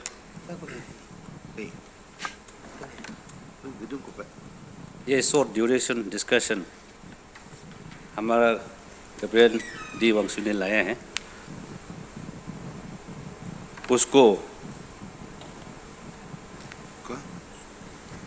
तनफो जी को, पिंगनू जी को, ताना हाली जी को मैं धन्यवाद देना चाहूँगा. This is a very important department. This is a very important topic or issue जो लाया गया है, which attracts the concentration and attention of this house. जैसे अभी बहुत लंबा, इसका तो लंबा बहुत है ये प्रेजेंटेशन, और आप जैसे बताया में थोड़ा मिक्स अप तो है ये डिपार्टमेंट का, सॉइल एंड वाटर कंजर्वेशन का ना. टॉपिक मेन टॉपिक इसमें ऐसे होगा सर, डिपार्टमेंट जो है इंडिपेंडेंट या सेपरेट डिपार्टमेंट बनाना है और फंडिंग देना है सोल्यूशन के लिए. मेन पॉइंट वही है. इसमें before my coming to this department मैंने देखने को मिला सर, एडमिनिस्ट्रेटिव पावर दे के रखा हुआ है, डायरेक्टोरेट भी है, लेकिन उसका creation separation of the department अभी तक नहीं हुआ. इसका एक कमी रह गया कि कुछ soil and water conservation RW का अंदर में है और कुछ एक्टिविटी दिखाई नहीं दे रहा है, या प्रोग्रेस नहीं हो रहा है, या आगे नहीं बढ़ रहा है. तो इसमें it is seen that funding pattern जो है बिफोर दिस 2-3 years नहीं था फंडिंग जो है, इसलिए थोड़ा कुछ तो कर रहा है, लेकिन पब्लिक को विजिबल, ठीक से विजिबल होने का दिखाई नहीं दिया. I must be very thankful to honourable chief minister and honourable deputy chief minister. जब से वो दोनों आया इस गवर्नमेंट में, तब से थोड़ा फंडिंग में स्टार्ट कर दिया, पहले नहीं था. Let us be honest to ourselves. I would like to speak the truth. पहले नहीं था फंडिंग. तो हमारा CM साहब, DCM साहब, उनका लीडरशिप में हम लोग का गवर्नमेंट आया, तब से हम लोग financial year, I would like to read out, financial year 2019-20 3.4 crores, financial year 2020-21 3.5 crores. Financial year 2021-22, 10 crores. Financial year 22 to 23, 22 crores. अभी फंडिंग जो है एक्टिविटी क्रिएट करने के लिए, एक्टिविटी को दिखाई देने के लिए, अभी तो जो कुछ भी हो फंड थोड़ा देर है। पहले नहीं था इसलिए एक्टिविटी कम था होगा, पहले नहीं था इसलिए प्रोग्रेस नहीं हुआ होगा, पहले नहीं था इसलिए विजिबल नहीं हुआ होगा, लेकिन अभी तो हमारा डिपार्टमेंट से हम जब डिस्कस किया, मीटिंग किया, तो some activities are going on. जब ये इम्प्लीमेंटेशन ख़त्म होगा ये मार्च को, तब हम कुछ दिखाने को कुछ मौका मिलेगा कि हमारा soil and water conservation RW का अंदर में ये कुछ कर रहा है बोल के दिखा सकूँगा। टुडे आज जो है अचीवमेंट आज नहीं दिखा पाऊँगा सर। इसमें प्रैक्टिकली तो हमारा गेबल डी वंशु जी ने जैसे बताया है, ये तो RWD ने शेडो करके रखा हुआ है। एक्चुअली इसमें शेडो करके रखने का ऐसे इतना तो नहीं है कि जो पॉइंट बोला है सही है, ऑफिसर लोग भी है, हमारा स्टाफ है कहने चाहे तो, लेकिन इसमें हम लोग इसका विषय में हम लोग एक फाइल मूव किया था। We have also taken action. File move किया था कि हमारा सेपरेट डिपार्टमेंट हो, सॉइल एंड वाटर कंजर्वेशन का डिपार्टमेंट हो। तो उसमें फाइल मूवमेंट में हमारा चीफ सेक्रेटरी साहब का ओपिनियन था, उसका सजेशन था कि जो भी department like forest department, like agriculture department, like WRD department, like RD department, जो भी सॉइल एंड वाटर कंजर्वेशन जो डिपार्टमेंट एक्टिविटीज़ ले रहा है, it should be channelise in one department. एक डिपार्टमेंट में चैनलाइज करना है ताकि वर्किंग कन्वीनियंट होगा और अच्छा होगा, आगे बढ़ेगा बोल के चीफ सेक्रेटरी का ये ओपिनियन था। उसको लेके हम लोग अभी तो उसका क्रिएशन का आगे बढ़ने का नहीं हुआ है। सोचने से ये सही है सर, क्योंकि इसमें ये थोड़ा मिक्सअप किस लिए बोल रहा हूँ, राष्ट्रीय कृषि विज्ञान योजना ये एग्रीकल्चर डिपार्टमेंट करता है, ये भी सॉइल एंड वाटर कंजर्वेशन का ही एक्टिविटी है। प्रधानमंत्री कृषि सिंचाई योजना ये हमारा water resources department and rural department करता है। और हमारे डिपार्टमेंट में जो ईयरली जो कुछ भी छोटा मोटा फंड देता है, जो भी हो आज तक जितना भी दिया है, वो हम लोग भी तो सॉइल एंड वाटर कंजर्वेशन का ही काम करता है। तो इसमें थोड़ा कन्फ्यूजन तो है। Confusion is not created by all of us. ये पहले से थोड़ा सा स्ट्रीमलाइनिंग का थोड़ा कमी हुआ होगा। So now we have to put our heads together and think for. अभी मेरा ये ओपिनियन है, मेरा सजेशन है सर, कि जैसे चीफ सेक्रेटरी ने ओपिनियन दिया था या सजेशन दिया था, उसे करके एक कमिटी बैठाने से इसमें दूध का दूध पानी का पानी निकल जाए। तो RW का अंडर में रहेगा, सेपरेट नहीं होगा, फंडिंग कम होगा तो भी ज़्यादा काम नहीं कर पाएंगे। ये जो एग्रीकल्चर कर रहा है, जो WRD कर रहा है, जो फॉरेस्ट कर रहा है, जो RD कर रहा है, ये हमारा सॉइल और वाटर कंजर्वेशन हमारे अंडर में जो RW डिपार्टमेंट का अंदर में है वो कर रहा है। तो थोड़ा कन्फ्यूजन होगा फ्यूचर में भी, वर्किंग कन्वीनियंट भी नहीं होगा, वर्किंग पैटर्न भी ठीक नहीं होगा। इसलिए it is always better, I hope that you all will agree to my point. अभी headed by the chief secretary of this state, एक कमिटी इमीडिएटली बैठा के उसका एनालाइज करने से ठीक है, उसका स्टडी करने से ठीक है, उसका कंपेयर करने से ठीक है, उसको क्लब अप करके एक डिपार्टमेंट क्लियर कर, may be soil and water conservation RW उसका सेपरेट डिपार्टमेंट भी निकल सकता है बाद में, नहीं तो एग्रीकल्चर को, नहीं तो फॉरेस्ट को, नहीं तो WRD को भी दे सकता है। ऐसे करके कमिटी कॉन्स्टिट्यूशन इज़ नेसेसरी। मैं ये सुझाव देना चाहूँगा, अपील करना चाहूँगा कि हम लोग we are also very serious. Gable ji ने जो बताया वो इज़ वेरी इंपॉर्टेंट, बहुत इंपॉर्टेंट है। It is our life is connected to water and soil and air, बहुत ज़रूरी है। If we study very minorly तो कोई साइंटिफिकली उसका स्टडी करना पड़ेगा, रिसर्च करना पड़ेगा, साइंटिफिकली मैनेज करना पड़ेगा, साइंटिफिकली इसको डेवलप करना पड़ेगा, लैंड कैसा होगा या वाटर कैसे होगा। पानी तो मेनली जैसे हमारा तनफो साहब ने भी बताया, हमारा TCL एरिया में तो वाटर कंजर्वेशन तो बहुत ज़रूरी है। वहाँ का रेन फेड वाटर होता है। फिर इस वेस्ट तरफ में स्नो फेड होता है, कम होता है जरूर विंटर समय में, लेकिन सूखता नहीं। लेकिन हमारे TCL बेल्ट में रेन फेड वाटर समर में इतना सोइलिंग हो जाता है लेकिन विंटर में सूख जाता है। तो करके क्लाइमेट जैसे जिग्नू जी ने बताया है, क्लाइमेट भी यहाँ अलग अलग है, अल्पाइन है, ट्रॉपिकल है, सब ट्रॉपिकल है, टेम्परेट है, करके क्लाइमेटिक जोन भी 4-5 है यहाँ में। हाँ, वो पानी का सोइल का कंडीशन भी अलग अलग है, ईटानगर का सोइल और हम लोग का सोइल अलग है, फिर उस सब का पहाड़ी का तवांग बमजिला का उस सब अंजाव का सोइल अलग है। तो सोइल कंजर्वेशन कैसे करें, साइंटिफिकली कैसे मैनेज करें, कैसे डेवलप करें, हाँ कैसे रिसर्च करें, उसके लिए एकदम स्पेसिफिक, एकदम concrete specific very strong department निकालने के लिए इसमें constitution of committee is highly necessary headed by the chief secretary of the state. मेरा ये सजेशन है।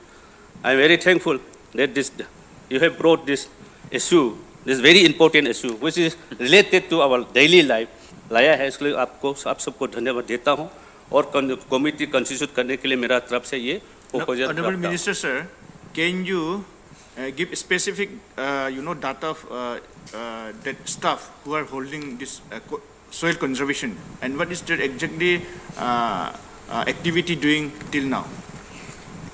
Activity I have already told you, sir. All activity which are taken after giving fund in last 2-3 years आपके पास till today. staff तो है ना? हाँ, वो staff है, staff है। कि overshadow हो रहा है। दिखाई देगा, रिटर्न फॉर्म में दिखा देगा कितना स्टाफ है, कितना ऑफिसर है और कितना अचीवमेंट है, आपको दिखा दे। ओवरशेडो नहीं हो रहा है। ओवरशेडो नहीं है, नॉट डायरेक्टली ओवरशेडो। अलग से काम हो रहा है। अलग से काम कर रहा है।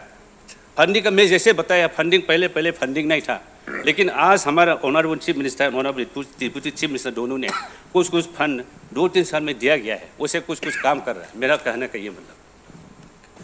So with this proposal of constitution of committee, I would like to end my reply here. Thank you. Thank you. तो ये बहुत इम्पोर्टेंट टॉपिक था। तो अगला ऑनरेबल मिनिस्टर साहब ने जो रिप्लाई दिया उसका मुताबिक बाय कंस्टिट्यूटिंग एक कमिटी बना करके अलग सा कुछ सुटेबल डिपार्टमेंट क्रिएट किया जाएगा, ना किस तरह से स्ट्रेंथनिंग करेगा उस तरफ से सोचा जाएगा। Thank you. Next item number 4, tang of papers. Number 1, Sri Pema Khandu, Chief Minister may lay on the table of the House the 34th Annual Report of Arunachal Pradesh Public Service Commission for the year 2021-22. Honorable Deputy Speaker, sir, I raise to lay the 34th Annual Report of Arunachal Pradesh Public Service Commission for the year 2021-2022 on the table of the House. Second number, Sri Pema Khandu, Chief Minister may lay on the table of the House the 16th Annual Report of Arunachal Pradesh Information Commission for the year 2021-22. Mr. Deputy Speaker, sir, I raise to lay the 16th Annual Report of the Arunachal Pradesh Information Commission for the year 2021-2022 on the table of the House.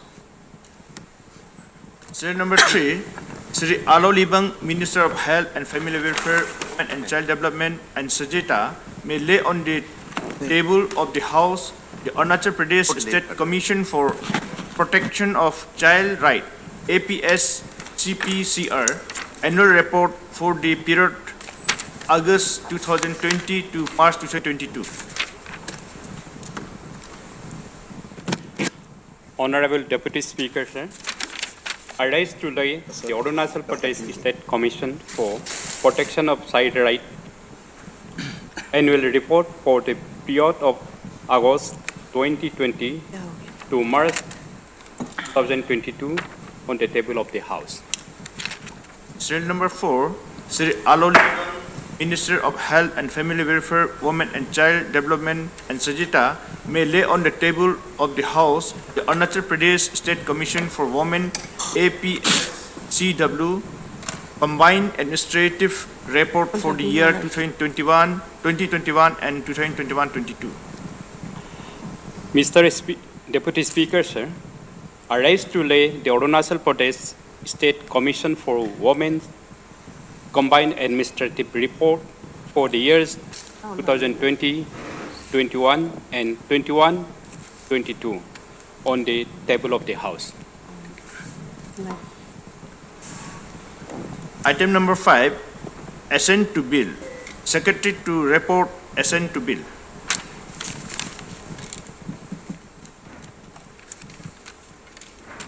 Honorable Deputy Speaker, sir, I rise to report the following bills assented to by the Honorable Governor. 1. The Arunachal Pradesh Goods and Service Tax within bracket First Amendment Bill 2022. 2. The Arunachal Pradesh Civil Courts Amendment Bill 2022. Number 3. The Arunachal Pradesh Tenancy Bill 2022. Thank you.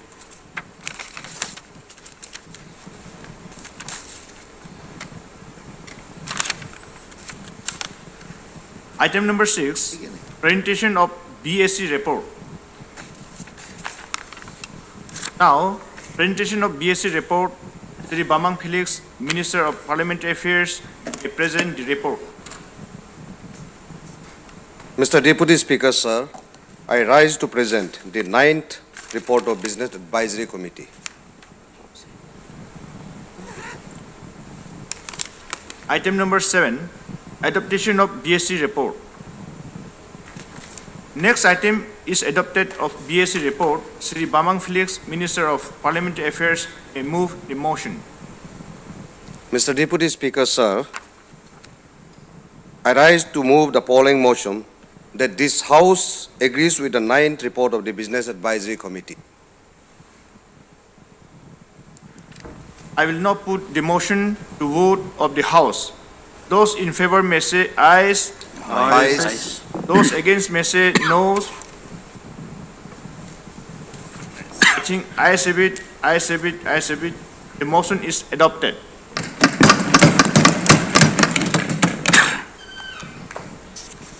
Item number 8, presentation of ad hoc committee report. Sri Kento Jini, member of ad hoc committee on right to information RTI, may present the report. Mr. Deputy Speaker, sir, I rise to present the report of ad hoc committee on right to information in the floor of the House. Thank you. Item number 9, presentation of BSc report. Sri Chow Jingnu Namchum, Chairman, Committee on Public Accounts, may present the 75th, 76th, 77th, 78th, and 79th report of PAC. Mr. Deputy Speaker, sir, I rise to present the 75th, 76th, 77th, 78th, and 79th report of the Public Accounts Committee. Thank you.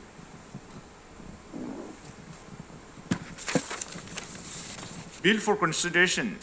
Item number 10, Serial number 1, the Arunachal Pradesh Goods and Tax Amendment Bill 2023. Now, bill for introduction, Sri Chowna, Deputy Chief Minister and Minister in charge of Tax and Excise and Narcotic, may move the motion for the leave of the House to introduce the Arunachal Pradesh Goods and Tax Amendment Bill 2023.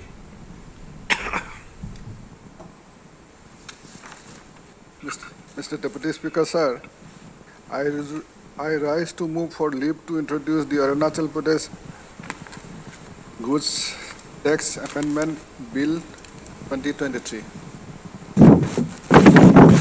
Now, the question is, leave be granted. Those who are in favor of leave be granted may say ayes. Ayes. Those against may say noes. I think ayes have it, ayes have it, ayes have it. The leave is granted.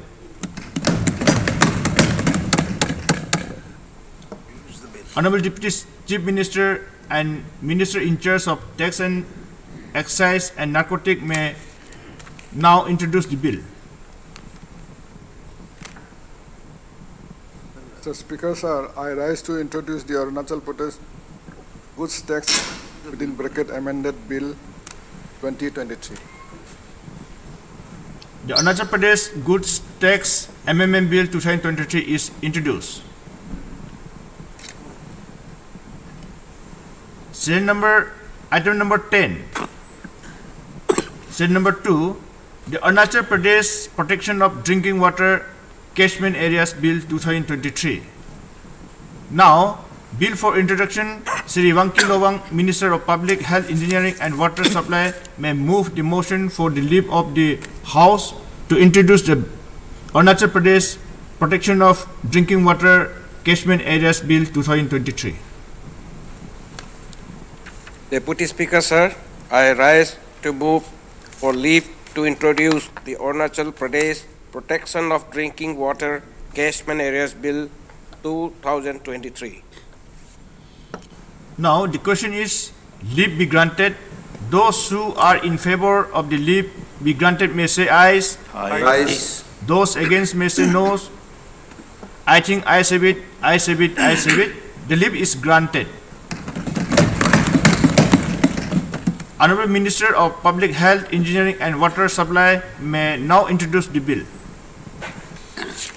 Deputy Speaker, sir, I rise to introduce the Arunachal Pradesh Protection of Drinking Water Catchment Areas Bill 2023. The Arunachal Pradesh Protection of Drinking Water Catchment Area Bills 2023 is introduced. Now item number 10, serial number 3, the Assam Frontier Administration of Justice Regulation Amendment Bill 2023.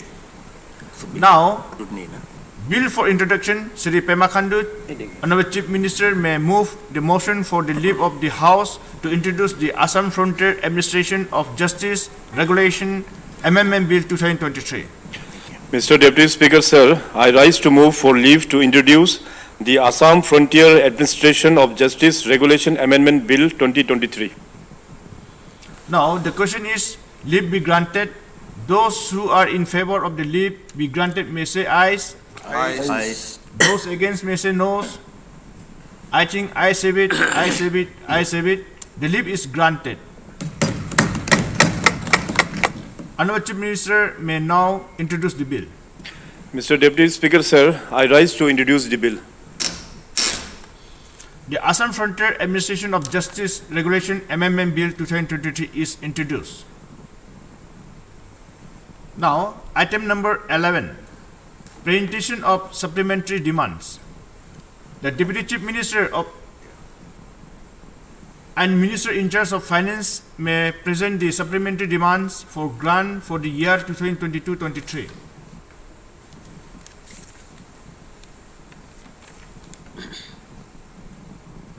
Deputy Speaker, sir, I rise to present the supplementary demands for grants for the year 2022-23.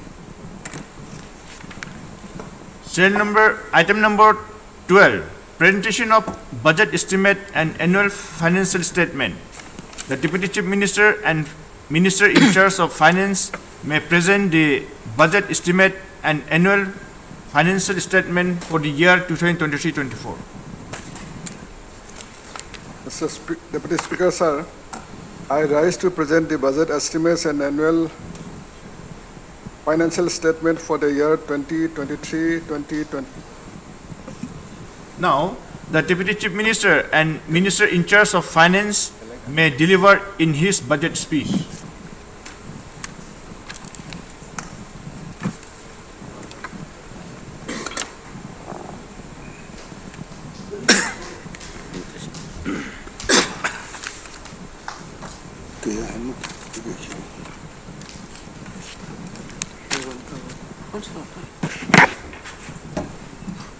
Honorable Deputy Speaker, sir, with your permission, I rise to present the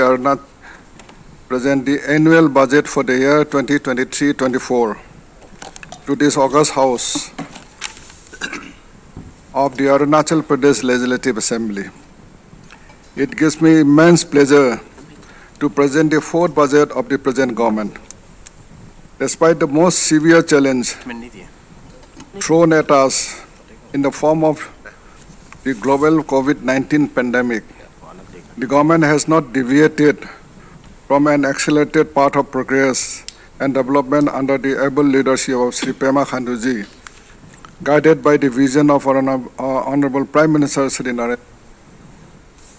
For too long, development of modern infrastructure underpinning the people's aspiration and abilities was overlooked in the country. But now, as the Honorable Prime Minister has affirmed, we are firmly on our way to become a developed nation by 2047. It has been our privilege to provide a robust development platform to the hardworking, good-natured, and naturally talented people of Arunachal Pradesh. Whichever field you look at, our people have been achievers, from 3 Padma Shri awardees to children winning medals in international events. We have runners in all walks of life, be it literature,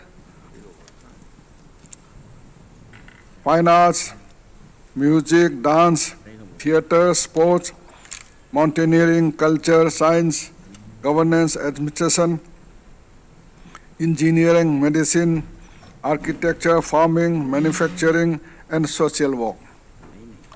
It is the belief of the government that when you bring in all-round development aimed at increasing happiness, the array of talents get the opportunity to shine in all walks of life.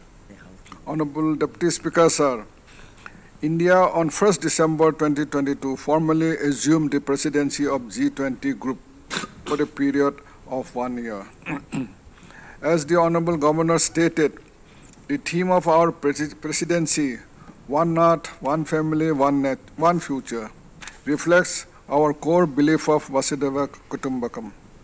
Honorable Prime Minister has said that the world has high expectation from us in finding pragmatic and meaningful solution to global problems for a well-being of all. And I'm sure Arunachal will also step up to answer the call along with the rest of the nation. We know that the G20 presidency also marks the beginning of Amrit Kal, the 25-year period from India at 75 to India at 100. During the period, the Union government envisioned an empowered and inclusive society where the fruits of development reach all regions and citizens. The blueprint for Amrit Kal focuses on 3 things. First, facilitating ample opportunities for citizens, especially the youth, to fulfill their aspiration. Second, providing strong impetus to growth and job creation. And third, strengthening macroeconomic stability. Honorable Deputy Speaker, sir, the Government of India has, as well as the state government, are working in unison and with all our might on the above blueprints, which reflects the Sabka Saath, Sabka Vishwas, Sabka Saath, Sabka Vikas, Sabka Vishwas, or Sabka Prayas, vision of the Honorable Prime Minister.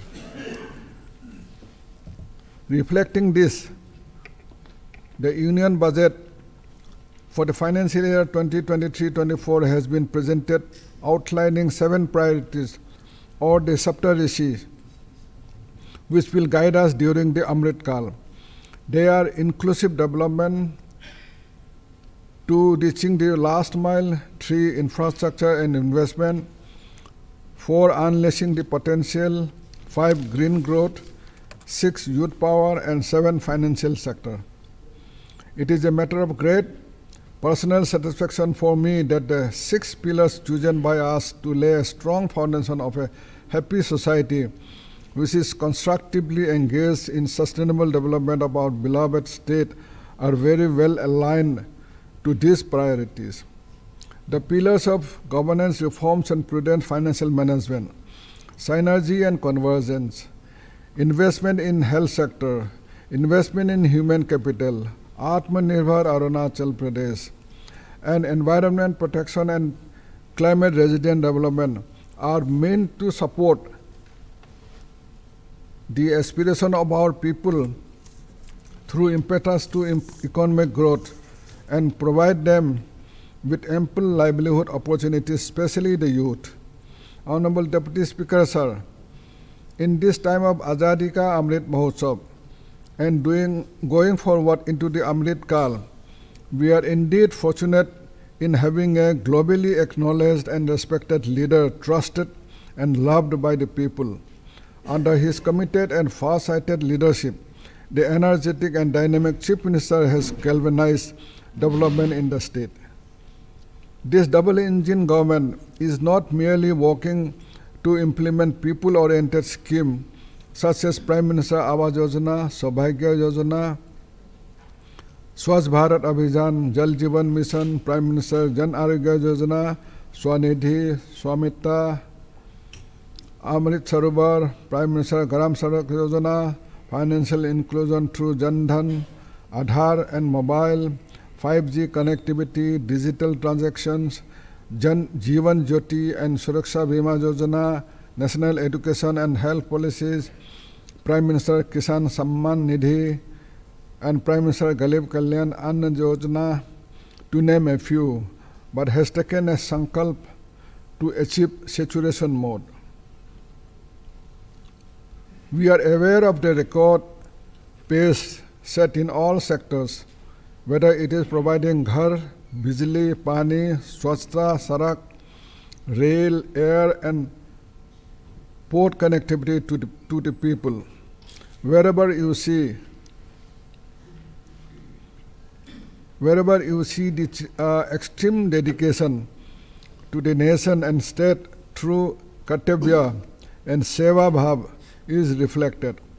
With increase in per hectare production, India is the largest producer of sugar and the second largest producer of rice and wheat globally. From the third largest startup ecosystem to improve road safety, port and rail traffic, highways, decline in death rate, improves sex ratio, and substantial reduction in teacher-pupil ratio, our Vikas Yatra speaks. The Pema Khandu government has adopted a comprehensive approach to development and yet focus from year to year on certain themes, realizing that with greater focus, more can be achieved. In previous years, we have paid attention to health, education, and e-governance to improve quality and ease of living. In confirmation to our Amritkal blueprint, I intend to dedicate the Arunachal budget of financial year 2023-2024 to Atmanirbharta through youth aspirations and livelihood opportunities. We are going to facilitate ample opportunities for the citizen, especially the youth, to fulfill their aspirations as well as provide strong impetus to growth and job creation while maintaining macroeconomic stability. Honorable Speaker, sir, Rig Veda says, A no bhadra, krotvo yantu visosto, or let noble thoughts come to us from all directions. We held extensive consultation with preparing the roadmap for the next year. The departments were requested to provide inputs and ideas were invited from the public online. The three best ideas are going to be rewarded by the government, and this relates to quality, affordable and inclusive education for all, transforming rural Arunachal and skill development and employment generation. I myself held consultation meeting with the community-based organization, and I am thankful to them for their proactive participation and several useful suggestions which are all aligned to the approach this government has been taking for the betterment of our state. For instance, the suggestions included fighting the drugs menace and strengthening the drugs rehabilitation center, improvement of tourism infrastructure and tourism policy, preservation of wildlife, infrastructure development of Arunachal Pradesh University Pasighat, initiative for youth empowerment and skill development in heroes in education curriculum, supply of textbook,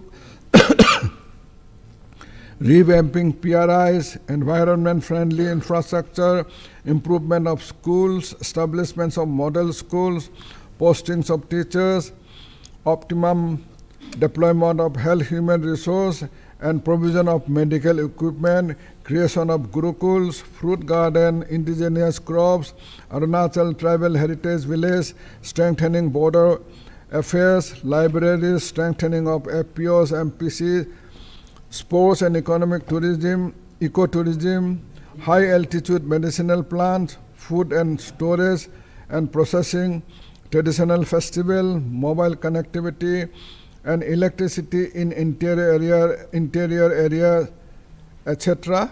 And as well, and as we will see, the government is mindful of all these areas.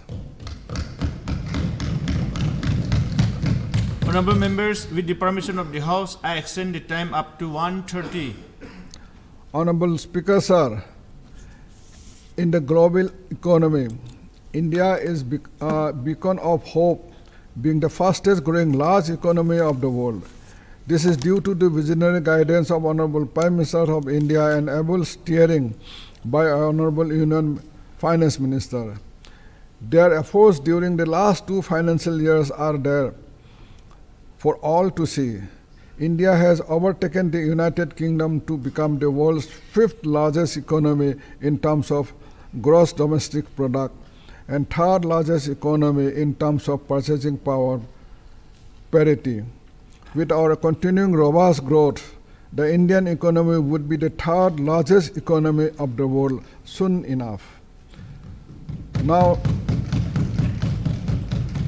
turning to the state's current financial situation, I would like to inform this August House that the gross state domestic product was estimated at rupees 29,372 crores in BE 2022-23 and rupees 30,870 crores in RE 2022-23 at current prices as per the communication received from the Ministry of Finance. For preparing the budget estimates of a financial year, we consider the GSDP communicated by the Ministry of Finance. Therefore, the GSDP of RE 2022-23, that is rupees 37,870 crore, is taken into consideration for preparation of BE 2023-24. I would like to share with the House the resource position of the state and the projection for the current financial year. During 2022-23, the share of central taxes as per union budget estimate was estimated at rupees 14,348.54 crores. I am pleased to state that the same has been enhanced to rupees 16,689.17 crores in revised estimate for the current financial year 2022-23. I extend my sincere thanks to Honorable Union Minister of Finance for additional allocation of share of central taxes to the tune of rupees 2,340.63 crores in revised estimate of 2022-23, which has been the substantial help in covering our ongoing capital expenditure. This enhancement has been a welcome news after a hiatus of 2 years. Further, I welcome the initiative of Honorable Union Minister of Finance for front-loading the installment of share of central taxes for timely distribution to the state, as also express gratitude for substantially enhancing the state's allocation under the Special Central Assistance Scheme to the state for capital expenditure, which is a 50-year interest-free loan.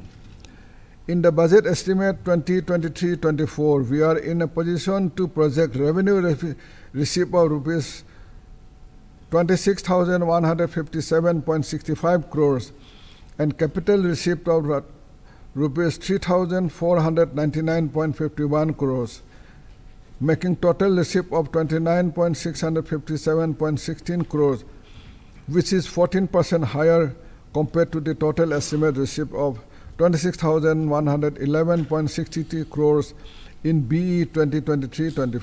or 22-23. The receipts increased to rupees 29,973.63 crores in revised estimate of 2022-23.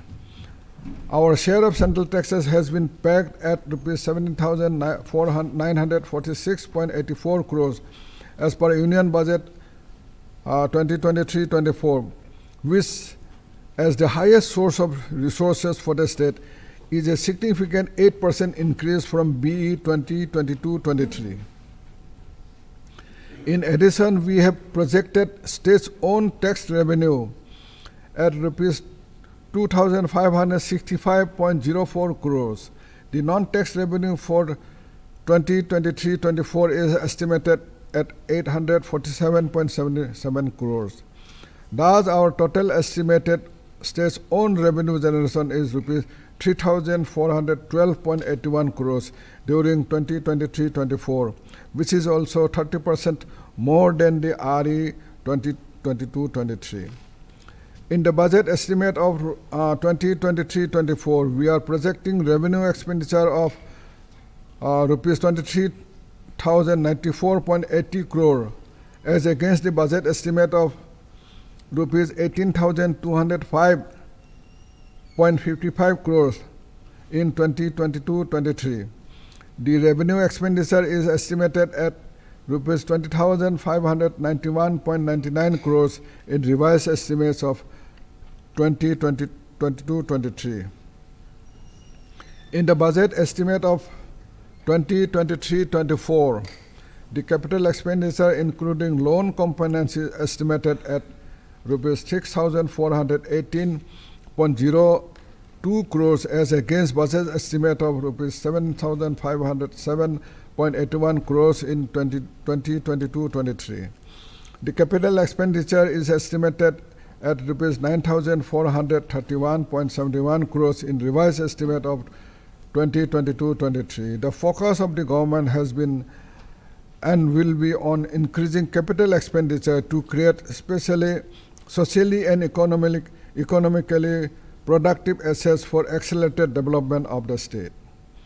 In terms of expenditure strategy, we are committed to meet the fiscal deficit strategies laid down in the Arunachal Pradesh Fiscal Responsibility and Budget Management Act 2006, which was amended during 2011-12, 2017-18, 2019-20, 2020-21, 2022-23, based on the recommendation of the 13th, 14th, and 15th Finance Commission. Our fiscal deficit was estimated at rupees 644.81 crore, which is 2.20% of the GSDP in BE 2022-23, and pegged at rupees 931.84 crores, which is 2.46% of GSDP in the revised estimates of 2022-23. For the financial year 2023-24, we are able to keep the fiscal deficit at an estimated of 2% of GSDP, that is rupees 758.26 crores, which is not only within the norms of fiscal deficit target laid down in the Arunachal Pradesh Fiscal Responsibility and Budget Management Act 2006, but lower than the fiscal deficit in BE 22-23. Honorable Speaker, sir, the result of our efforts under the 6 vision pillars aligned to the Union Government's 7 Saptarishi priorities have been remarkable. These two will guide us through the Amrit Kal to Arunachal at 2047, when we celebrate 100 years of country's independence and 75 years of naming of Arunachal Pradesh. There is so much to share that I can go on for days. However, in the interest of time, I will briefly highlight key achievements in individual sectors grouped under the vision pillars, and then what we intend doing in financial year 23-24. Honorable Deputy Speaker, sir, our vision pillars 1, of government reforms and prudent financial management is aligned to the financial sector's saptarishi. I can state with pride that the state's GSDP has nearly doubled since 2015-16. We have nearly reached rupees 38,000 crores GSDP mark when compared to rupees 20,373 crores in 2015-16. This is a staggering rise of 86%. Out of the rupees 17,497 crores increase, more than 10,000 crores was added to the GSDP only in the past 5 years.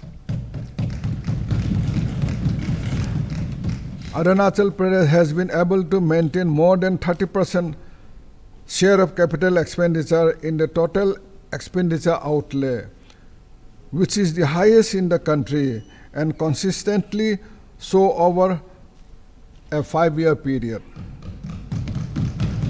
The per capita income of the household, which is an important component of happiness, has increased from rupees 88,768 to rupees 1,15,902 in the last 6 years. This rupees 27,134 increase translate to more than 30% increase in the average income of the people of the state. A remarkable success story is the implementation of GST in Arunachal Pradesh. When GST was implemented with the rest of the country from 1st July 2017, we initially faced hurdles due to the lack of robust IT infrastructure, difficult terrain, and low tax base. However, our diligent and focused approach coupled with the increased economic activities and growth has resulted in number of registered taxpayers increasing substantially from 7,365 in the year 2017-18 to 19,082 at present, which is a growth rate of 159%. In fact, Arunachal Pradesh is one of few states to consistently record positive growth in GST collections. The VAT collection of rupees 277.16 crores in the financial year 2016-17 has increased manifold after implementation of GST, whose collection from April to January 2023 is rupees 1,403.64 crores as compared to rupees 890.9 crores collected from the same period in the last financial year. The growth rate is 58%. This has resulted from the socially and economically productive capital investment that have been the hallmark of our government. In fact, despite the adverse economic effect of COVID-19 pandemic, the state government continued to invest in infrastructure besides honoring all committed liabilities such as salaries, wages, and loan repayment. Honorable Deputy Speaker, sir, in the previous state budget, the government has committed to provide life insurance cover of rupees 2 lakhs under the Pradhan Mantri Jeevan Jyoti Bima Yojana, and accident cover of rupees 2 lakhs in the case of death and rupees 1 lakh for partial disability under the Pradhan Mantri Suraksha Bima Yojana for all contingency workers, casual laborers, and ALC working with the state government, aged between 18 to 15 years. With a view to further expand financial inclusion, I am happy to announce that the special campaign will be launched to cover all Anganwadi workers, midday meal workers, auxiliary nurse, midwives, and Gaon Buras under the 2 schemes with payment of applicable premium by the state government. Honorable Deputy Speaker, sir, we are a young state with a very old infrastructure. The semi-permanent type of buildings from the NEFA period and even earlier days are affecting service delivery to the people, especially in education, health, district administration, agriculture, and allied and rural development areas. The government feels the pressing need to replace structure in dilapidated condition and intend to take up the work of reconstructing needed infrastructure in the above paid priority sector in a phased manner with pre-decided criteria. To this end, I am announcing a sum of rupees 300 crores under Arunachal Uday scheme. To take administration closer to the people, we have created new districts in the state.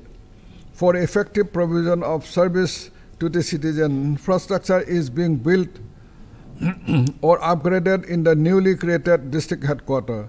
Towards infrastructure development of residential and non-residential buildings at the new district headquarters, I am happy to announce an overall provision of rupees 50 crores.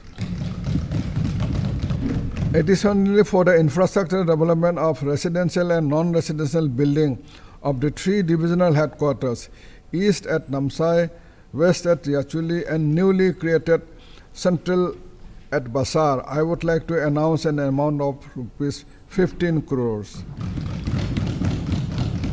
Honorable Speaker, sir, the Deen Dayal Upadhyaya Solomon Yojana has been hugely successful in meeting the aspiration of our youth and providing them self-employment opportunities. We have provided a total amount of rupees 125 crores to finance 828 persons to set up ventures such as ecotourism, homestays, restaurants, bakeries, traditional textiles and weaving, motor garage, carpentry and beauty parlors. For supporting the ambitions of the youth to start their dream ventures, I am proposing to increase the allocation from the sum of rupees 50 crores to rupees 200 crores in the next financial year, targeting employment generation for 1,000 new entrepreneurs, especially women. The Arunachal Pradesh Innovation and Investment Park was set up and an entrepreneurship development program was started to hone the entrepreneurship skills of our youth and support them with seed money to bring their ideas to life. Several successful ventures have been started by 66 youthful entrepreneurs, including women, who were given seed money of rupees 3 crores and incubation training after selection in the program. To substantially strengthen the startup ecosystem and encourage the culture of entrepreneurship and innovation in the state, I am doubling the allocation to the Arunachal Pradesh Innovation and Investment Park from rupees 10 crores to rupees 20 crores. With the enhanced allocation, we will also be able to undertake works for creation of permanent infrastructure of the investment park. As I stated, we have so many talented youth in the state who are earning us laurels in various fields. To recognize their achievements, I would like to continue the initiative of Achievers Award for rupees 1 crore has been set aside. The Planning and Investment Department will frame guidelines under this scheme in consultation with the Youth Affairs, Art and Culture, Research and Education Department. Honorable Governor has mentioned that 1,051 regular camps and 26 mega camps benefiting 12.33 lakhs people were conducted as part of the Sabka Sarkar Aapke Dwar initiative. Following the success of Sarkar Aapke Dwar program, the revamped Seva Aapke Dwar was launched in October 2022, which has covered over 55,000 beneficiaries. The emphasis on bottom-up micro-planning to attain the saturation of priority scheme of the government and provide beneficiary-oriented service in the camp itself. For the continued and effective implementation of Seva Aapke Dwar, I am increasing the allocation from rupees 7 crore to rupees 10 crores. The Gaon Buras and Gaon Buris are integral to our efforts in reaching the last mile and ensuring that welfare benefit reaches all eligible persons. I'm pleased to announce enhancement of their honorarium from rupees 2,000 per month to rupees 2,500 for head Gaunburas and head Gaunburis, and from rupees 1,500 per month to rupees 2,000 for Gaunburas and Gaunburis. Honorable Speaker, sir, we have taken up the infrastructure upgradation of PTC Bandardua for providing modern training facilities for our police force, and I am allocating a further amount of rupees 10 crores in financial year 23-24. As part of Honorable Chief Minister's commitment to providing rupees 100 crores for police housing, I am allocating rupees 25 crores for the infrastructure development for Arunachal Pradesh Police under Special Package 2021-22 schemes. The underground surrender policy has been useful in encouraging misguided youth to join the mainstreams, and I intend to continue allocation of rupees 5 crores to this scheme. To further strengthen police presence in the state aimed at keeping the peace and tackling crimes, especially against women, I am pleased to announce the sum of rupees 30 crores for 10 new notified police stations. Looking at the success of our Mahila police station, I request the Home Department to explore setting up of Mahila help desks in all police stations to provide ease of access and support to women complainants. To address the problem of overcrowding in our prisons, a new central jail in Papampara district is being constructed.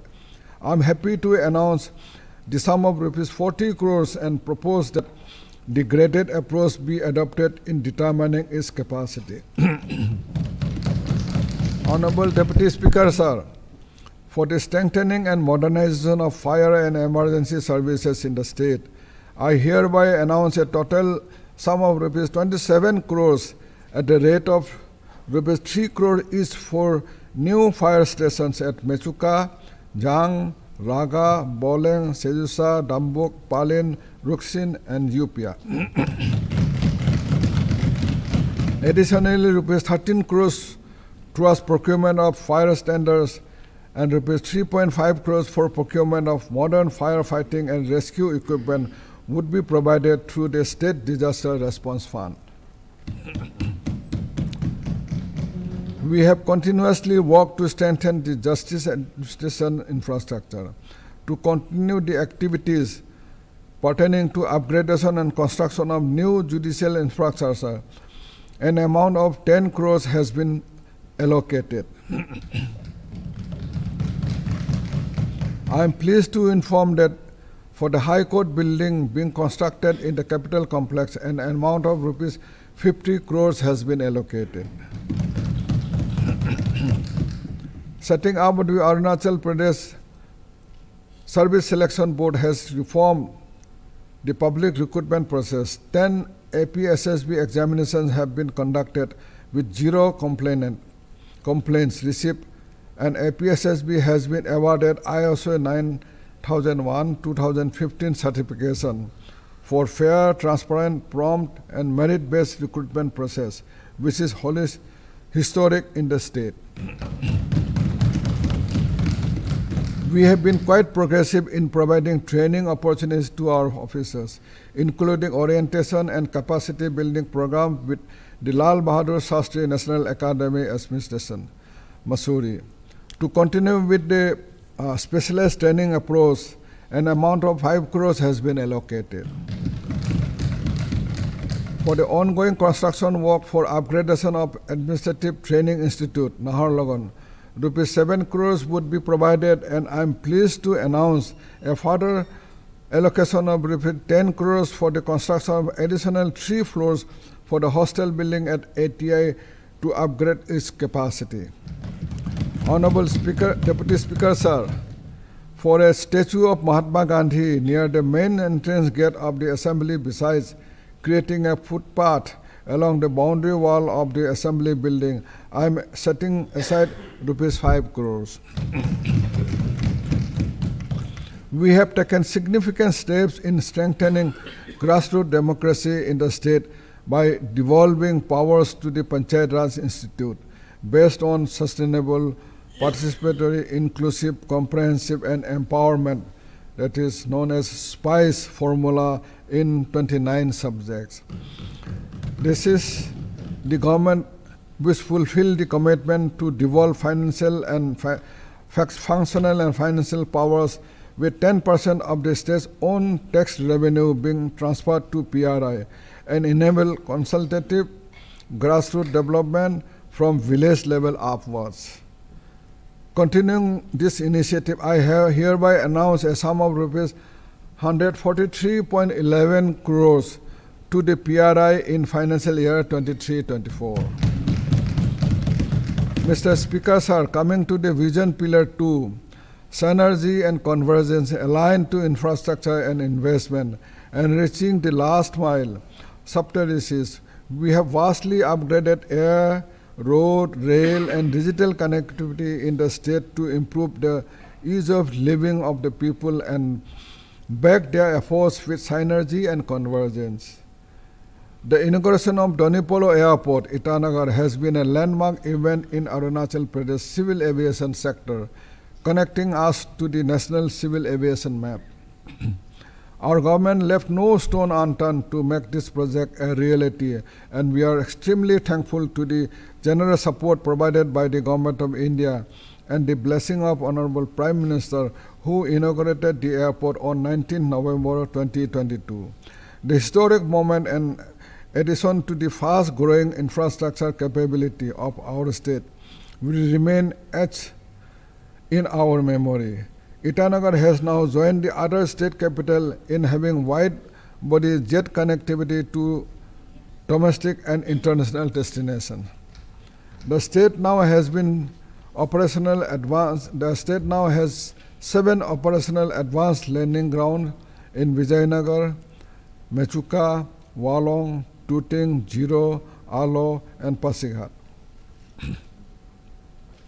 2 more ALGs have been proposed by the state in Anini and Dirang for augmenting intra-state air connectivity under PM Divine scheme with an amount of rupees 400 crores. We have progressed by leaps and bounds in the civil aviation sectors. Towards the ongoing works of infrastructure development, an amount of rupees 5 crores is allocated. To further boost seamless operation of civil aviation and strengthen infrastructure works of Walong, Tuting and Daporejo ALGs, as well as construction of 2 watchtowers at Naharlogan helipad, I am pleased to allocate rupees 2.7 crores in the financial year 23-24. Honorable Speaker, sir, Deputy Speaker, sir, the government has shown exemplary dedication towards infrastructure development in the last 6 to 7 years, where the state struggled to build more than 300 kilometers of road per year in the first 70 years since independence. We have now built 50,555 kilometers of roads, averaging nearly 2,838 kilometers per year. In the next 4 or 5 years, Arunachal Pradesh will have around 5,000 kilometers of national highway in the state. Our gratitude is due to the Union Ministry of Road, Transport and Highways for approving an additional 2,574 kilometers of highways for the state of Arunachal Pradesh, worth 44,000 crores as part of the big infra push on our border areas. I am also happy to inform the House that the construction of strategically important Sela and Nechipu tunnels will be completed this year. As you would appreciate, this government has revolutionized road connectivity in the state, increasing the pace of road construction more than 6 times in the last 6 years. In the past few years, 252 habitations have been connected with the construction of 2,506 kilometer road in border areas. With the collaborative efforts of Border Road Organization and National Highways and Infrastructure Development Corporation Limited, around 2,000 lane kilometers are being constructed every year.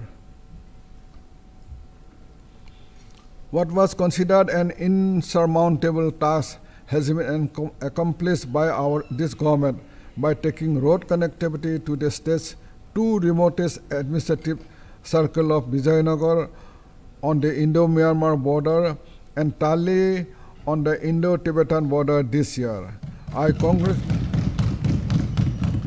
congratulate Honorable Chief Minister Sri Pema Khanduji and Team Arunachal for taking up the challenge of fulfilling the under-realized dreams of the people 75 years after independence.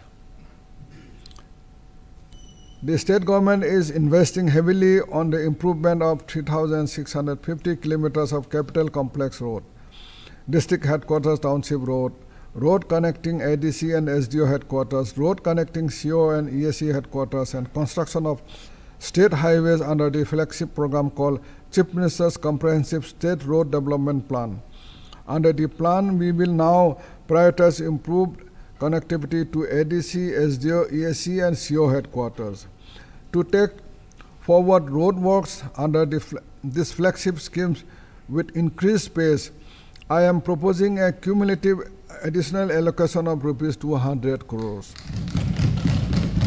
I am also happy to inform that construction of double-lane road to provide airport connectivity from Donipolo Airport, Itanagar to Naharlagan Railway Station via Sonajuli and Drupong is being taken up under PM Gati Shakti at an overall cost of rupees 323 crores.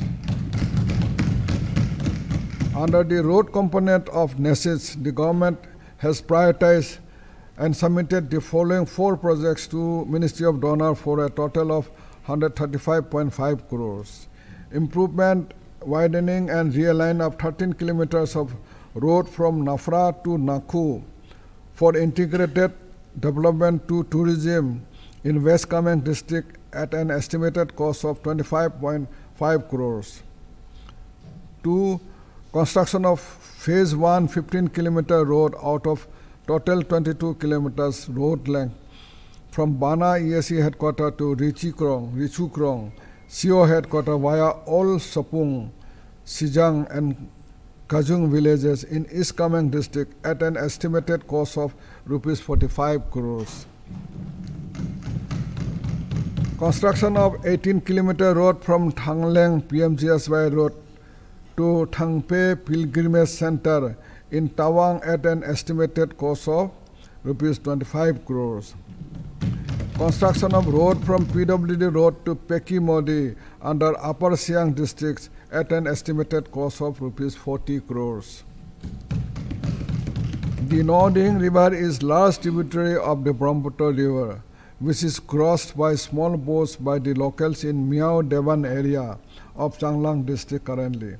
We will take up the cable suspended structure bridge over Noding River in between Miao and Devan at Miao Ghat, for which I am pleased to announce a sum of rupees 10 crores. A sum of rupees 20 crores would be provisioned towards completing the new district secretariats in the states, and additional rupees 20 crores would be provided towards the building infrastructure plan of the department. The works on common directorate would be carried forward in the next financial year. The picturesque Vijayanagar Circle has immense potential for development of tourism, especially adventure, lake, nature and farm tourism. With the recent completion of the Miao Vijayanagar Road, we can expect many more people visiting the area. As such, I am happy to announce a sum of rupees 5 crores for construction of Vijayanagar Circuit House.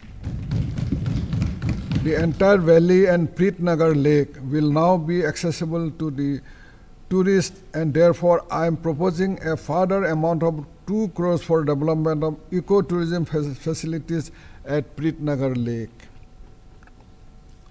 With the Naharlagan railway station, we have connected the Naharlagan-Itanagar twin city to other parts of the country. A world-class railway station is planned at Pasighat, which is targeted for completion in 2042.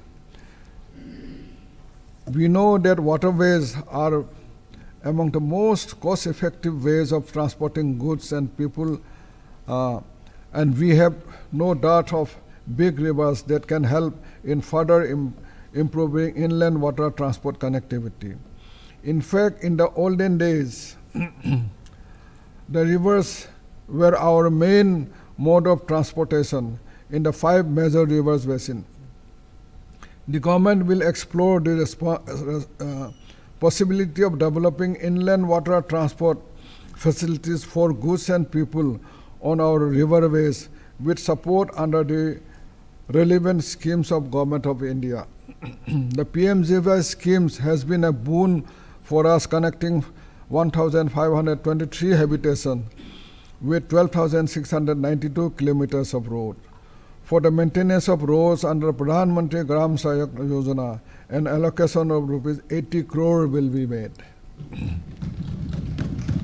I would also like to announce a sum of rupees 10 crores for the shifting of Office of Chief Engineer Eastern Zone of Rural Works Department to Miao, Changlang districts. Honorable Speaker, sir, let us recall here that the state has achieved 100% rural electrification by connecting 4,676 villages.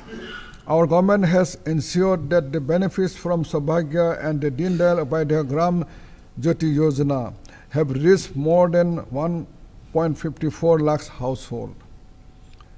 With funding support from the Ministry of New and Renewable Energy, 20,000 solar street lights have been installed in various district headquarters, circle headquarters, and villages, providing green energy. About 6,000 solar street lights are